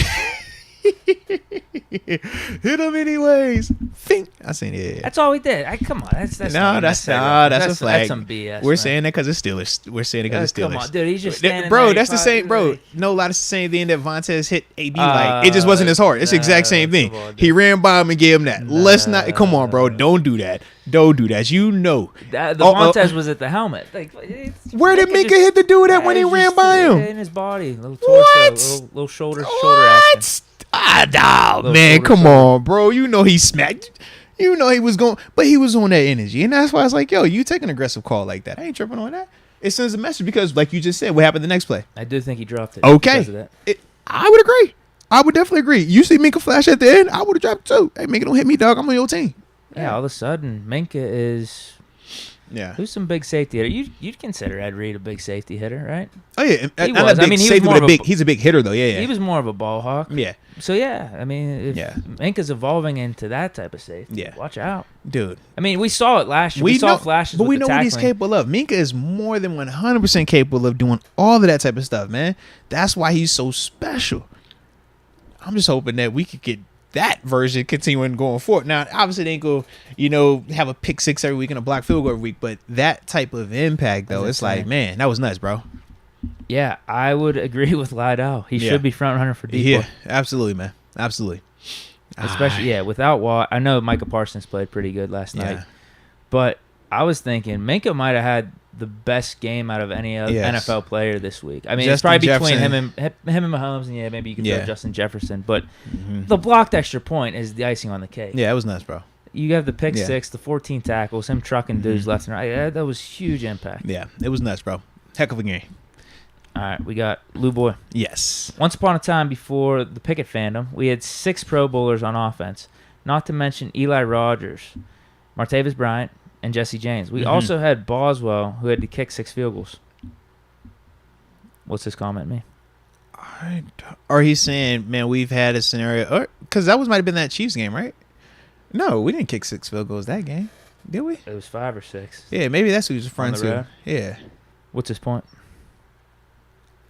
He was definitely ripping on Pickett fandom somehow, some way. Somehow, some way. He's saying basically, calm down, guys. It happens. You're not going to score every time. Maybe that's what it is. Yeah. You can win games ugly. Yeah. That's got to be it. Fair. I would agree. Mr. B. Malarkey. Got the dub on my B-Day. Let's get rowdy for the opener next week, boys. Heck yeah. What's the best tailgate? Stocking up on blood pressure meds. Namaste. Namaste. Hey, man, Deke be out here in the streets, man. You talk to him, man. Best tailgate? Yeah. I actually won't be tailgating this week. Oh. I got another offer from Bleach Report. Let's go. They want me to do a pregame show. Let's go. So turn up for the city there, man. Let's get it. Where can they find you at? Bleach Report. There it is, ladies and gentlemen. Yeah, the Bleach Report app, I think, at 12. Let's go. Before the game. So a little pregame I like show. that, man. I like that. Let's get it. Tune in for my takes. Tailgates, though. I'm cool with John. Like he's always doing the Steeler Gang tailgate, so that's down there. I know, because I know that's going on. But there's a lot of tailgates out there. There's a lot of good ones, right? That's what I've heard. Yeah. Mm-hmm. Jacob Alessio. Moats, how can we use TJ's injury to our advantage? Man, the biggest thing is this. You walk in there, you're talking to Alex Highsmith right now. You let him know, hey, look, man, this is your time. Everything is on the table for you. Double-digit sacks, Pro Bowler, contract coming up. You want to be the guy. You want to get your money. You want to, start cementing your legacy and stuff like that. This is how you do it. You need to step up even more. Now, you're off to an awesome start, but I'm looking at him. That's the first person I'm talking to, and I'm selling the heck out of it to him as well. Hey, man, we done brought in a Melvin Ingram a year ago. You beat him out. You was better than him. We ain't need him. That's why we moved on from him for you. Remember that. We moved him for you. That's why I'm selling it to him. Also telling me, look, man, why can't you be the guy that go out there and get us 2 sacks every week, or at least 1.5 every week? Why can't you do that? You're facing first-round talent, Jonah Williams. It's like, we've seen you beat other tackles in the past as well. Why can't you consistently do that? And I'm challenging him with that every single day. Every single time we at practice, I'm trying to figure out other, young pass rushers who are starting to take that step, and I'm challenging with different names. I'm challenging with different people just to see, all right, whatever it's going to take, as long as TJ is out, to keep this dude playing at the craziest high level that he could play. If he needs to get pissed off, I'm pissing him off every day. If I need to praise him, I'm praising him every day. But that's how I would try to, take this TJ injury and use it as an advantage for us. Yeah, gonna suck ultimately. Yeah, absolutely. Yeah, you try to make a silver lining. Yeah. And I didn't pay too much attention to the NBA, but whenever I was watching the playoffs, they were saying with the Mavericks, I forget, did someone go down? Did Luka go down or something during the season? Someone went down. Sure at one point, yeah. And that involved Jalen Brunson stepping up a little bit. Mm-hmm. And that's what helped him catapult into like a 20 points per game player, someone that they could actually trust down the stretch, because of how he had to like take over the workload during the regular season for an extended period of time. Yeah. So there's those type of scenarios that, come out, and there could be some good things that happen. Just the defense as a whole, as we said, everyone's got to step up. So there could be a player like Highsmith, which I would expect to happen with how he just played. That's yesterday. my thing. I think he's in his 3rd year right now. Yeah. This should be that time for him. Slowing down for him, man. Exactly. Yeah. All right, Nathan Woods. You guys going to the game this week against New England. I'm making a 9-hour drive from Rhode Island. Going to be my first NFL game. I will be down there, I think, after that Bleacher Report thing. I like it. I like it. I am going to stop down. Yeah, I'm not going to stay, not just yet, but I will be down there for some of the pregame stuff. Let's see. For me, what time? I don't even know what time I'm getting down there, because I know I got one of those interviews again. I got the little pregame interview thing, so I'll be down there for that. But yeah, I'm trying to think how I could meet. They go to it, right? Yeah, I just have to meet you inside. Yeah, you just have have to meet me there. Yeah, that's the only thing, because it's actually in the stadium. Yeah. You have to go in the stadium. Early. It's like super. So early. weigh what you want to do. Yeah, tailgate, meet Moats. Yeah, it's early. It's early. It's like right when it's opening up. So yeah. John giving us some support. Thank you. Shout out to you, John. We appreciate you. El Moranic. TJ going to be back and play with one arm, like Junior Seau did against the Steelers in the 94 championship game, if necessary. I don't know about that story. Did Seau actually do that? I did not know that either. But if it's a championship game or AFC championship game, I think that's weighted a little different than like week 2, week 3, week 4. I don't want him out there for that if he's going to be one-armed, personally. You're right. Yeah, one-off game, AFC championship, big game. Because like I said, when we were sitting here and I'm thinking like, yeah, we about to win versus Denver, and now we're going to AFC championship and then potentially Super Bowl, I said, oh yeah, man, I'll be out that thing with one arm with a half a nipple. It doesn't matter about this pack. Like, that was where I was at with it, Deke. I would have signed in blood, Deke. You don't want to know. So, I laughed when you asked that question, when I asked you the question, hey, burning house, your dad on one side, Ben on the other side, who you going to get? And he was like, is it a playoff game? What's on the lines? Because Deke, if we would have won that game, Deke, I'm just telling you, man. Which y'all could have asked me for compromise. So yeah, man, it's real, bro. It is real. Keenan Fuller, my first ever NFL game. Surprised my dad for the first ever game too. Let's get it, man. Everything you could have asked for. So I guess he went to this Cincy game. No, that's dope, bro. He said it ain't over with their last 2 kids. Nah, salute it, man. It ain't over till it's over, man. It's not over till it's over. Lieutenant Dan's legs. My dog. Let's go. Was it just me, or did Edmonds miss several tackles? I did say that. Yeah, he missed a few. He missed a couple. I thought he played fine, though. Yeah, he had some good coverage plays. Absolutely, man. All right, we got B2B style, or 828 style. 828 style, yeah. That game was a carbon copy of 7 games last year. Play sucky until the final drive. I don't like where this is going. So there shouldn't be anyone complaining. Well. No. I didn't say it. I didn't want to say it, but that was the sentiment that I had as well, which is why I was singing a different tune this morning, y'all. So I was over here like, yo, offense look fine. I'm not tripping. No. Y'all let me know. Are we tripping or are we not tripping? Because that was very, very, very carbon copy from year ago at times. And yeah, depending on who we were talking to, that was acceptable at times. So I was just, just put my toe in, check the word out first. Not how I viewed it.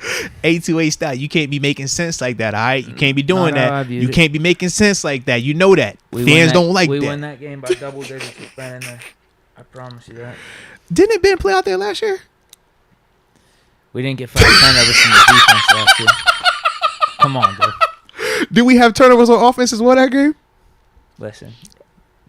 Mitch didn't turn it over. We had to try to make things happen because we knew how bad our defense was playing. Had to try to make things happen. The pick was early in the game, bro. What are we talking about? There was definitely some miscommunication with Ben and Claypool. There clearly was. Clearly. And the Hilton one right before half, God. We had to throw like a last-ditch heave up there. All right. Hey, however you need to put it. I don't see any. However you need to put it, man. However you need to put it. 828 style, I'm with you. However, so you got Deke over here trying to explain. That game is sealed up if 7 is out there. I'm trying to be supportive of Mitch. I am. Hey, man. I'm not being that guy. It's all good. Today. It's all good, man. It's all good. It's all good. It did look really simple. That's all I'm saying. Wait till the last minute, man. Hold it. Not yet. We don't want to make that play in the fourth quarter. Wait a minute. It's overtime. All right, we got all the theatrics. Everything's built up. Now we can make this play. That's what it was, bro. People need to be apologizing to Ben. They really do. Steelers organization took him for granted. The fake fans took him for granted. Which one we at here? Jacob Malaysia? Yes, there is. There's no worse intro than for the pivot. I haven't heard their intro. I haven't either. Yeah. I've seen some of the clips. Yeah. With AB's interview, Tomlin's interview. I don't know if I've heard. No, I actually listened to the Tomlin interview. I don't remember the intro, so maybe he's right. It's not memorable. Because, see, the only intro I've seen from them, they always, are walking and, talking together. I never actually, pay attention to the music, though. Yeah. All right, we got Tyree McClendon. Minka, a.k.a. Mink, off to a great start for the D4. Nah, facts on that, man. He should be the front runner. Yeah, I would agree. I wonder what odds we can get on him right now. Might need to look into it. Maybe. Mike could. I'm down. Giving us some support. Thank you. No, salute you, Mike. We appreciate you on that, man. Cal Monier, working late tonight. We'll catch this on Spotify. Hey, salute you, man. Don't work too hard, though, baby. You know what time it is. Cal Monier, team dub yesterday. Defense is the best in the league right now. I would agree. With TJ. Yeah. Disappointed we don't have TJ. We can still be top 5, though. I like how I was getting excited, besting you, with TJ. And I'm like, oh, thanks. Yep. Damper, just... We're top 5 still. Why you want to put a damper on what we had going on, man? Who's just going to enjoy that statement as is and just leave it at that? You got to bring up the TJ part, man. I'm not. Can you be positive, man? Stop thinking about the negative, man. All right, he got two breasts. Okay? He got 2 pecs. He be all right. I'm staying positive today. Yeah. Just, remember when the guys were having the growing situation and you went over there and gave them that hands-on work and fixed them? I never did that. The same thing right now with TJ and his pec. Just massage the pec. Make his pec feel better, Deke. Are you willing to get your hands on his pec to improve his situation? Would you bring him peace? There's professionals for that. But you're a professional, Deke. I'm not in that field. No. You are, man. You're very hands-on in everything that you do. Yeah, you work with your hands, Deke. I see you, man. You're a hands-on type of guy, and you have touch. That's what they say. So we need you. Only in my golf game. Go over there and act like it's golf then, all right? Go work on his pec and heal his pec, all right? You a eyes open or eyes closed type of guy. Oh, you just blink. All right, so eyes closed. That's cool, man. Hey, eyes closed is more for you to, focus on what you need to have your hands on. So that's cool. I wish you all that. You know what I mean? But either way, dude, can you help him out, please? Just like that. I just don't think I'd be of any use. Come on, Deke. I think you got it, bro. I think you're the guy, Deke. No, we got professionals for that. Deke, you're the guy, man. Deke, you're the guy. You're the guy, man. It worked for the groins. It worked for the pecs. That's all I'm saying, man. All right, we got... Damn, I don't know who this is because I cut off their name on my screenshot. He says, shout out to Warren. He had some nasty blocks. Oh, all right. Hold on. I got 2 ahead of you then. Cal Monier, he says, Team W yesterday. He was the best in the league. Cal Monier also said Pitt versus Bills AFC Championship game. Steelers Super Bowl champs. Oh. Okay. All right. You did say we were going to meet in the playoffs. I did. And we'll figure out how it works out then. But we did at least get that far. And so far, all my teams won this week too, man. Yeah, Bills won, Steelers won, JMU won. We were good. It was good across the board. How about y'all? I'm not talking about that. I forgot. I'm sorry. Need a couple more days. I'm sorry. I did remember. My bad. Yeah, but WVU they lost too though. Theirs was worse than yours though, right? I don't care. That doesn't make me feel good. That'll make you feel better? Okay. I'm not one of those guys. I ain't know. I was just checking. I ain't know. No, I'm not. Because I do hear like people do that. They be like, "Oh man, hey, go Vols." I'm like, "Oh man, that's what we on." You know, I ain't know. Like TG was saying that? No, none of the West. direct. No, man, none of them people. But on the socials, you do see that type of stuff. Pitt's just living rent free in their heads right now. That's what they say, man. I'm focused on my team. That's it. And fair enough. We didn't get the win. Yeah, JMU did, but we're on a bye week, and then we have App State. So, yeah, I'm thinking about pouring out a Mad Dog for Pitt's national championship hopes right now. Yeah, I'm gonna drink me a Mad Dog as well, man. I usually, feel very confident in all of our JMU matchups. I just, after seeing some of these Marshalls and App States and all these other teams, the way they've been going on the road and handling business, I'm looking at our schedule and I'm like, oh, those are the ones that's coming. Oh, now I see why y'all got us so low in the conference. Now I was unaware of what was happening around the conference. Yeah, even Georgia Southern. I'm like, Georgia Southern, I thought it was bums. They went up there and put 40 on Nebraska. I'm like, oh, all right, cool. But just know we want to smoke with everybody, Deke. We ain't backing down from that. Halfway decent. Mm-hmm. Am I right? Yes, do it. Late to the show, but hope y'all are doing good. No, salute you, man. Absolutely. Oh, you actually did miss one. Balling in the Blitz. Okay. He says, what's up, Moats and Deke? Can I get a shout out from my new podcast, Balling in the Blitz? Just kicked it off 2 weeks ago. Y'all are a big inspiration, man. Nah, salute you, man. We appreciate you in terms of us inspiring you to start a podcast, man. And, stick with it, bro. Stick with it, man. It's a lot of fun if you're doing it, with a person that you enjoy doing it with. Like this guy.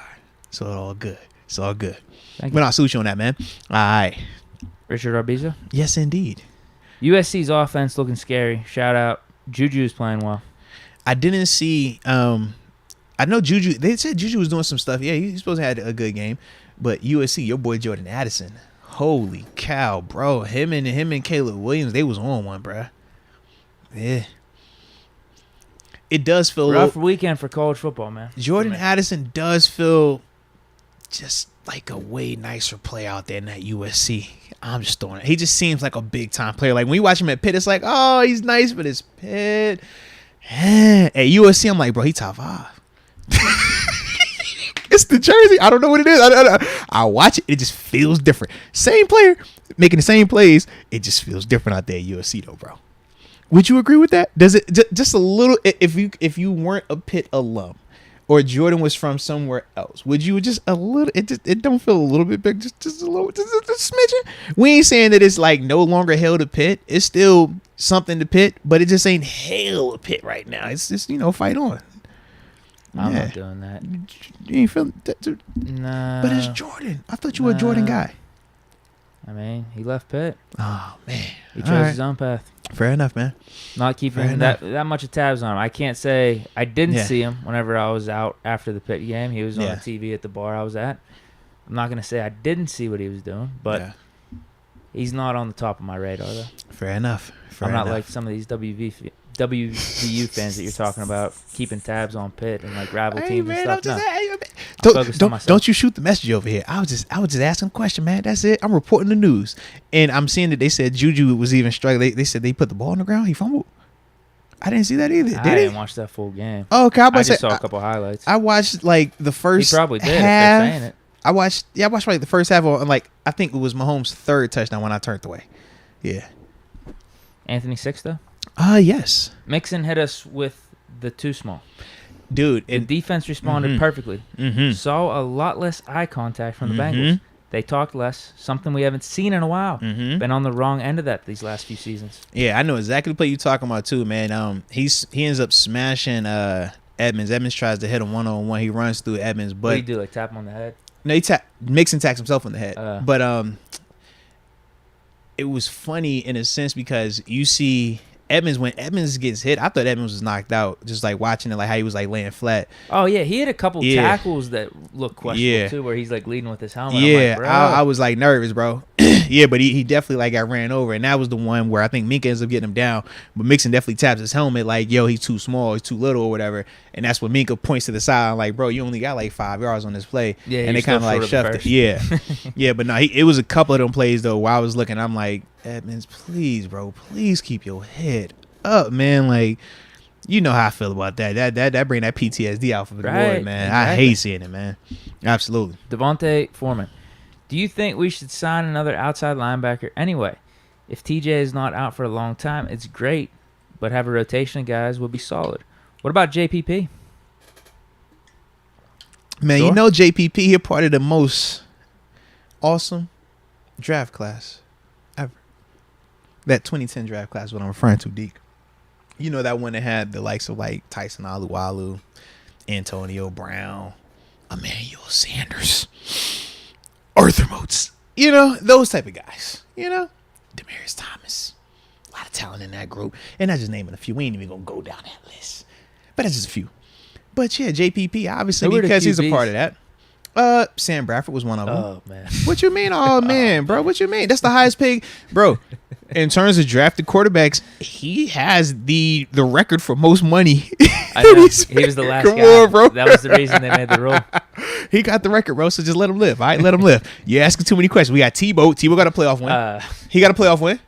He ain't got a playoff win. Does he have one of the most iconic? One I wish to forget. It's an iconic one. It's one that actually would never be forgotten, actually. But he has that as well, bro. You know, was Colt McCoy? Colt McCoy might be in there too, man. Colt got a long career. He got a long career. He got a long career. Come on, chill. He got a long career, man. He's still in the league. He is. He wasn't the most. It wasn't the most ideal quarterback class. I will agree with you on that. But Trent Williams, and Ndamukong Suh, Gerald McCoy. We got some dudes. Pouncey. I was legitimately curious because that like 2010s to 2013, 14. Yeah. There's some weird QB classes in there. Yeah, our quarterback class Sam Ponder, is super like janky. Locker, or not Sam Ponder. That's Christian. That's it's Christian Ponder. Yeah. Christian Ponder. EJ Manuel's in there. You got some names in there, bro. Is that in your class or no? No. That's in that span though. Yeah. You did have Locke, RG3. We also had Locker. What was the dude from was it Washington? Yeah, Washington. Yeah. He was the other one that was in there. It was, like I said, it wasn't an ideal quarterback class, and even some of our receivers were kind of questionable. Like, was it Marty Gilliard? You remember him from Cincinnati? Don't remind me. He torched Pitt for the Big East what was the cat that came out from? It was another cat that came out from like Illinois. Aurelius Ben, I think that was his name. He was another one. Yeah. Like, we had some dudes on and coming out where it was like, yo, they look nice. Jeremy Maclin was a sick college receiver. Yeah. He actually became a pretty good pro, too. Yeah.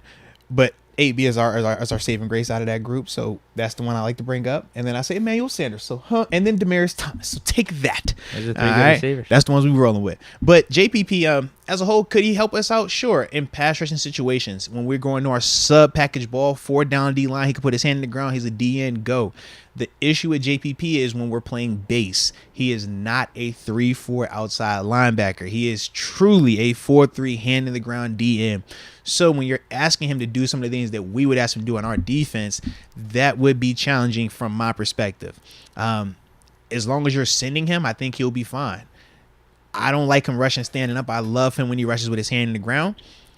That's some of the stuff that we would try to figure out the give and take up. But that's kind of why I would say no to JPP. I don't think it's the best fit. Could you force it and make it work? Sure, but it is going to stand out. And because of who JPP is as a player and as a multiple Super Bowl champion now as well, he's not coming here for crumbs. So you're also going to have to compensate him more than what you would typically like to compensate for a guy that's going to be, potentially a short-term answer. So that's the other part of why, like I said, I'm not really a big pro JPP coming to Pittsburgh. Not that I don't think he can still play, because I think he's still capable in the right situation. I just don't think he fits our defense, like, specifically. R.W. Fraser, you think Green got the message yesterday? Was shocked he wasn't suited. Happy, not surprised.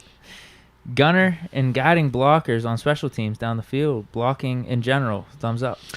Yeah, in terms of Kendrick Green, I don't think it was ever an issue of him not understanding the message or him not. No, he clearly stated where he stood or where he thought he stood. He's in night that interview. and day. He's night and day when it comes to that type of stuff. It's just ability is the biggest question with him. I don't know if that's gotten better just yet because he's still small. So that's the part where it's like, man, I don't think it's him not being self-aware. I just don't know if he's physically capable to do what we're going to be asking him to do. But yeah, huge fan of what Gunner did. Huge fan of the special team unit as a whole. Another guy that stood out was Miles Boykins, man. His Gunner play was exceptional yesterday, man. You watch him going out there and getting tackles on that. That is a major thing. And it's critical. We talk about the difference of watching Gunner get a 20-yard return and how that changed stuff for us. And then the flip side, they never were able to get anything started return game-wise. I definitely was enjoying that as well, man. Oh, yeah. Special teams win. Yeah, defense, man. And special teams, I think, carried us yesterday. Absolutely. So, with that being said, we are fully caught up on the Supers. Do us a favor. Make sure you're liking the stream. Make sure you subscribe if you haven't subscribed, and notification bell if you haven't done that just yet. I feel like we got to say it multiple times, so that's like my thing that I'm working on, Deke, all right?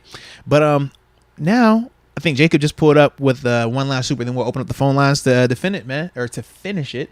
And after that, we'll be good to go, man. Sounds good? That works for me. All right.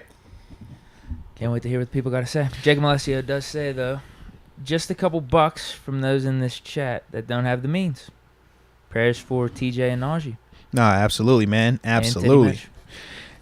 What's wrong with them titties on Mitch? He straight? You gonna rub his too? I think Jacob just wants Mitch to do better next game. That's all. Well, I just like the fact he keep bringing his nickname up. As long as you're afraid to talk about his nickname, I'm all good with it. You know that. Yeah. Yeah. Again, though, going back to what we were talking about with Trubisky. Mm-hmm. Played fine. Need more. That's really it. At the end of the day, I don't think people need to be as negative as they are against him right now. Are you sure? Even the most pro Pickett people or the most pro Ben people, whatever, I think he's 1-0, man. Got a game-winning drive. All right. No turnovers. Let's give him some props. Fair enough then, man. So with that being said, let's go ahead and open up these phone lines so that way, you guys can join the conversation. Let us know some of your thoughts on the game. So the phone number to Dallas 412-346-6955. That's the number 412-346-6955. Hit us on the hill, baby. Talk about it. Let's go. Up and here we go. All right. Hello. Hey, what is going on, gentlemen? What's the word? Who we on the hotline with? I can't hear you talk to me. Bro. You got the volume on your side? From the 412, you got official momentum. Oh, there we go. What's the word, man? How we living on your end, man? Hey, we good, man. I got one more PT visit this week and possibly back to work. And, God's good, man. All the blessings are just coming at the right time, man. No, I like it. No, I definitely like that, man. So how was you feeling with yesterday's game, man? Instant reaction, man. You feeling confident in this groove? You like that win, or was that not a pretty win for you? And if I got to go back to games and whatnot, that should be at the top of the list. One of the most outline, crazy, anxiety-type games I've ever seen. Not just the Steelers organization, but in general. Dude, that's what I was thinking. Yeah. I made the whole take today that I think that was the most insane Steeler game I've ever seen. It was nuts, bro. Just as the game. It kind of gave me reflection. Oh, good. Hey, but as long as we win, though, it's acceptable then, correct? Oh, yes, most definitely. It gave me visions. Some of the Buffalo game, whenever we went up there last season, week one. Okay. It's still the offensive line. You have to block. Mm-hmm. That's why Najee only got maybe some scrums and scraps. Yeah. You have to block. Mitch wouldn't have sat there and got flipped around like he did.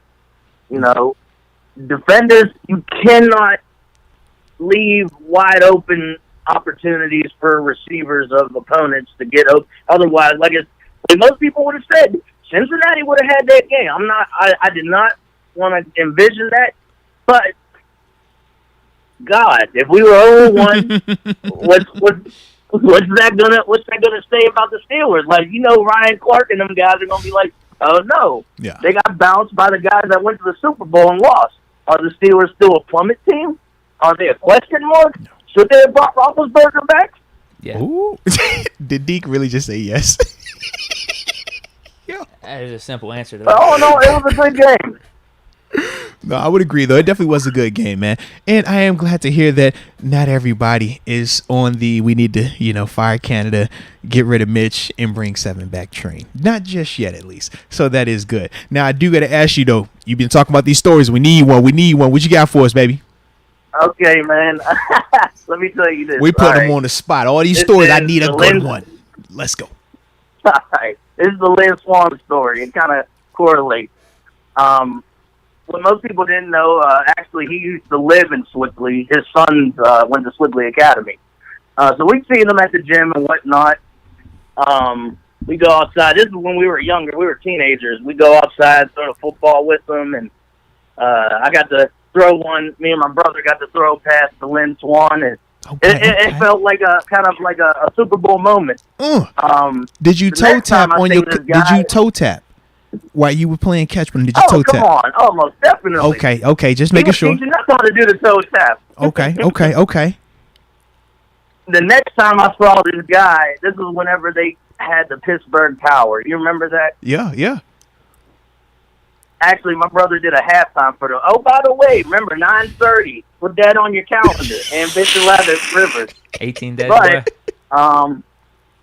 It was crazy. We were in the first row, front section, near the field goal. And Lynn Swan happened to be the honorary captain, flipped the coin. And we got to take a couple pictures with it. I can email it to y'all. Okay. He recognized you from throwing the football? Yeah. Shout out to Lynn, man. Listen, I'm talking right there, man. He knows Mr. Myers. He said, "Oh, I know that." He said, "That's Mr. Myers' son, Michael Maurice." See, you heard him right there, man. The man of the people right there. Shout out to my man, Lynn Swan, baby. Momentum is connected. I like that. Now, we're going to wait till we get off the phone with you. We're going to rate your story now. We're going to rate your story. But I like that, though. Oh, I know that. Hey, I just want to say this. Moats, I was wrong. I apologize. I tipped my hat to Buffalo. Not really, but they came. But, the better team won this week. He was talking big talk on Buffalo, man. He was talking big, man. It's all good. You know me, man. I just like to win in peace. I ain't tripping. It's all love. But we appreciate you, baby. Hey, always. Hey, Deke. Hey, if it worst comes to worst, get your boy Ben on the podcast. Bring him back, and we should be all right. There it is. Shout out to Jacob Malaysia, too, for that victory this weekend. No doubt. But no, man, we greatly appreciate you as always, man. I'm going to keep these lines open so, more people can get on and get their takes in as well. But we always appreciate you, baby, all right? All right, guys, you have a great week. No doubt, you too. Peace. Peace. Let's get it, man. How you feel about that story? Was it straight? I like that one. It was a good happy ending on it too, man. Yes. It's a good happy ending. I'd go like 7.5, bro. Okay, 7.5. John Doe gave him a 10. Quan Black said that was 8. What ones did I have in the top? I think it was the Kiesel one and the Rooney. The Kiesel one is definitely up there. Yeah. I think those are my top two still. That story wasn't better than the other two. Okay. Well, hey, solid though. Phone lines are back I gave her over. 7.5. 7.5 out of 10. That's solid. That's a win. That's a win. All right, let's see who we got here. Talk to me. Who on the hotline with, baby? Yo, it's Kyle Manier. Oh, what it do, Kyle? How we living on your end, baby? What's the word, bro? Yo, he's chilling over here. I'm still recovering from that game yesterday. It be like that, baby. It definitely does be like that, man. But, man, what was your initial reaction, man? How'd you feel about the performance yesterday from the team? Anyone stand out? Shout out Mike Tomlin, first of all. Shout out Chris Boswell, defense as a whole. And Alex Highsmith. I think this is going to be, like, his coming out year this year for Alex Highsmith. That's what I'm thinking, too. We're expecting it. I mean, and we don't know if it's going to have to be opposite of TJ Watt or just solo. Or him being the guy, I mean, it's going to have to be solo for at least a period of time. But it looks like he's more than capable. I mean, the pace he's on right now, 3 times 17, how many sacks is that? You do the math. Let's just say, I think it's really feasible now that he can get like 15 this year. Yeah, there's going to be more sacks for Highsmith for sure. You start the season off with 3. Hey, man, I was over here like, can we get to 12? But you know what? 15. If 15 happens, you start off with I'm 3. turned up. Just go to 15. We're fine. All right. No, I like that, though, Yeah, it'd be nice. What'd you say now? Well, I was just going to say, it'd be nice to go through like a one win this year without it going down to the freaking last few seconds. You're not a fan of these heart attack games? I thought this is what Steelers fans love. I thought you love this stuff, man. I love it, but God, it'd just be nice to go through one game where we're just like stress free, like cruise through a W. That'd be nice, but I mean, but also, I really the Steeler fans that are calling for Kenny to come in like right now. It's like, bro, Mitch didn't throw a single pick. He handled his business. Like, just let Mitch he take the reins. Let him control the team. Let him do what he's got to do. But I love what I saw yesterday. It was a complete team W. O-line needs some work, but I'm really happy with where we're at right now. Nah, I like that. And actually, go ahead, because I was gonna say I had one question I had to ask you before we ended. I got to ask you this. Yep. Was the win worth losing TJ? I was literally talking to a coworker and like, bro, honestly, I'd rather have TJ healthy than that W. I'm with you. Yep. All right, fair enough then, man. That's what I needed to know right there. But Cal, man, we always know, man, you a big time supporter of the show, man. So we definitely salute you for that, man. All right. Yo, I appreciate it. Yeah, and me and my girlfriend, we're driving down from Vermont. It's gonna be like a good 9-hour drive, but we're going to the game on Sunday. We're big hype. Let's go, man. Let's go. We'll save travels, man. Definitely enjoy yourselves and bring the good energy. All right. Yes, sir. Thanks for having me, guys. Hey, no doubt. Appreciate you again, man. Peace. Shout out to the homie Cal right there. All right. Phone lines are still open. Digits. Yeah, that's the answer about TJ Watt, because we're saying low end. Yeah. It's 6 to 8 weeks. That's low end. Yeah. Could be out for the season. I'd rather have TJ Watt. I would agree. Talk to me, man. Who you on the hotline with, baby? Hey, what's up, fellas? It's the Bro Baron. Hello. Oh, well, hello there, man. You got that official Tisha radio voice, man. We always enjoy when you call in, man. But what's on your plate, man? How we living on your side of the town? Hey, man, I'm about to take my daughter to ballet class. Ooh, okay. I'm doing good. Work is good. Family's good. Let's get just it. being the dad. That's all it is. No, man, salute that big dad energy as well, man. So with that being said, how did you feel, Yes, man? indeed. Yesterday's game, man, what was it? Did it meet your standards? You know what? It kind of like what I'm expecting so far. I don't think our offensive line is gelled 100% yet. I don't think there's no maturity, but I think it's coming. But for what they were able to work with, I think Trubisky did his thing. All the players did their stuff on the offense. I just believe that if we would have had a little bit more mature situation with the offensive line, we would have scored a lot more points. And I think that would have deflated the Bengals to a point where we would have walked out of there 35-3. I really believe that was our formula. That was the thing that was happening. Yeah. But because of the offensive line's issues, we couldn't really get that going, and that gave them a lot of steam to be able to catch up and do their thing. But I really believe if we had a situation like that, we would have blown them out. No joke. And they wouldn't have had those yards that they got. They only got that because of our breakdown. Yeah. No, you bring up some good points right there. Bro, Baron, you're a Pickett guy, right? Yeah. Oh, I'm a Pittsburgh Steelers guy. But as a whole, I like my Pickett. I do. Okay. I like that guy. I remember But you talking highly of him. So what are you thinking right now? I don't. Here. I This see is you, going to be Deke. crazy. Put that pressure on him, Deke. Put the pressure on him, Deke. He's fumbling. Hey, you know what? Pressure busts I'm pipes, probably and sometimes, with you. like you guys I say, just pressure been makes diamonds. Here's the deal. Okay, talk to me then. I don't want Pickett out there. Hey, check this out. I don't want Pickett out there until our offensive line is on point.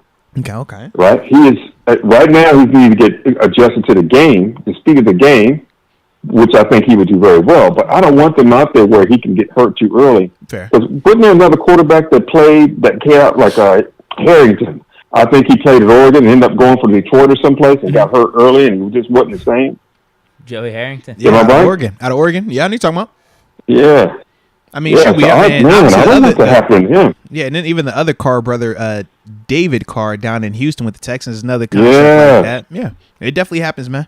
All right, so I'd rather see us deal with Trubisky, and I'm not going to say deal with him because he did his thing. Yeah. I don't think too many quarterbacks can really deal with that offensive line, no joke. But I think Trubisky can be part of that group to get gelled together. Now, if he ends up being with us for the next 2 years, that's awesome. But if we grow and get stronger and then put Pickett out there when they think he's ready, you know what? We got a better chance of doing well. But right now, since they're still growing, put somebody out there with some better leadership, somebody that can actually handle something like that. Because what he did with Chicago was amazing. right? Fair. So that's how I'm looking at that. Okay. Now, the last one I got for you, then, man, the Bro-Barian from the crib. I got one for y'all, too. Oh, okay. Well, before you spin the block on us, actually, you shoot me first, and then I'm going to spin the block back on you. So what you got first? All right. So the last time I talked with you guys, you said, what is your prediction about Mason Rudolph and blah, blah, blah? And I said, Mason, 40-yard touchdown to Pickens. Do you remember that game? Yeah, the second, and the first piece of the game. 26. What would happen? Yeah, and y'all, no, I don't think it was the first one. But either way, I remember I said a 40-yard pass to Pickens for Mason Rudolph. He ended up getting a 26-yarder. But I wish I could have called y'all guys after that game to see how much laughter you guys would have got, because it was pretty silly. When it happened, I was like, oh my gosh, I want to call these guys and see what they say. But it's been a few weeks. And all of us were shocked when it happened, but pleasantly surprised. It was a good situation. But yeah, we definitely, you probably was the only one that was calling that before it happened. So it's big time salute to you for that. All right, so what's your...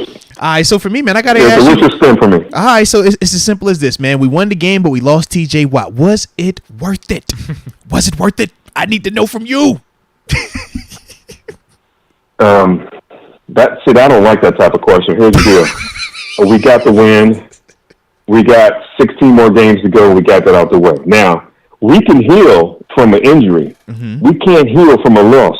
We can't get a loss back, but we can get a TJ back. Okay. So it was worth it, is what you're telling me? No. Nobody getting hurt is worth it. But I can say we can bounce back better if we got a win in our pocket. I would agree. You can't go broke getting a profit. Hey, that's what we had to ask the question. We had to ask it right there. But it's always fun talking with you, man, because you always gonna give us those type of answers right there. So we greatly appreciate you, man. But with that being said, love you both, man. Love the upper room too. Hey, no, man, salute you as well, man. We definitely appreciate the heck out you, man, and stay safe out there. And we'll hit you on the next time as well, baby. All right. All right, I'm glad to be a member. You guys are awesome. Thank you. No doubt. Appreciate you again. Peace. Bro. Nah, man. Shout out to the Bro-Barian right there, man. Let's see. It's 6:40. You know what, man? We're going to do one more call, all right? I got time. I don't got time for one more call, but we got time for one more call, all right? I'm still feeling a little good right now. It was Victory Monday, man. Victory Monday. You got to run the show a little longer, right?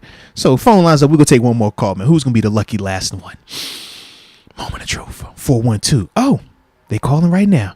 Talk to me, baby. Who is this on the hotline? Who we got? It's Cameron.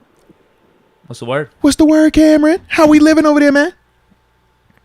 I'm in Houston right now, but my dad's side of the family is actually from Pittsburgh, Mount Lebanon area. Oh, yeah. Dude, you're right around the way there. Absolutely familiar with Mount Lebo over here. Yep. I like that, man.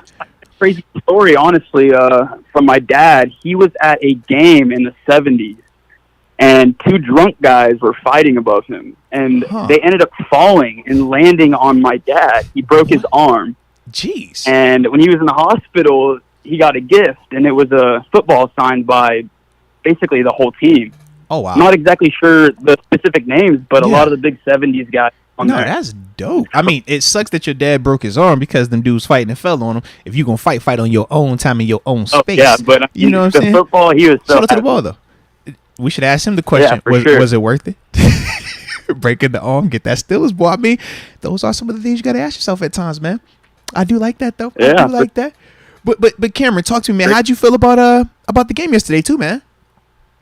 Honestly, like you said earlier, I was shocked. Crazy game. I mean, I haven't seen a game that crazy since the Bengals. I mean, last time we played them in the AFC Championship, or not the AFC Championship, in the wild card game. Yeah. Nah, dude, that was a crazy game both times. Absolutely. I want to see Pickens get more looks, but other than that, I know he'll get more looks in the future because we're just starting to feel it out with Mitch and all that. But, I sort of have a hot take, but Mason Rudolph, I think if Mason Rudolph were to play the game yesterday, he would have performed just as well, if not better, than Mitch Trubisky. Oh, okay. Now, are you a Mason supporter because you're living in Houston, or do you just really rock with him? I need to know. Barely. Okay. I just think he definitely doesn't have as much mobility as the other two quarterbacks. Yeah. But I didn't think Mitch had to use his legs as much, so I think that's why Trubisky could have had just as good, if not better, game than. Or Mason could have. Yeah, I got what you're saying. Okay. No, Mason, yeah. Yeah, I mean, I do get that part of the perspective 100%, man. Now, the final one that I would have for you then is the same question we just asked the Brobarian, the same as the question we asked Kyle, and we asked the Fish Momentum. Was yesterday's win worth it? Since we lost TJ for however long we're going to have him lost for, was the win worth it? I mean, yeah, it's not a simple answer. It's a loaded question, but at the same time, I mean, I would say at the end of the day, it's worth it just because we don't know yet that it's a season-ending injury and that it's going to be detrimental for defense and whatnot. But, yeah. I like it there, man. Hey, Cameron, man, we appreciate the heck out you. And shout out to your dad and that story. And has his arm fully recovered? He's good. Yeah, man.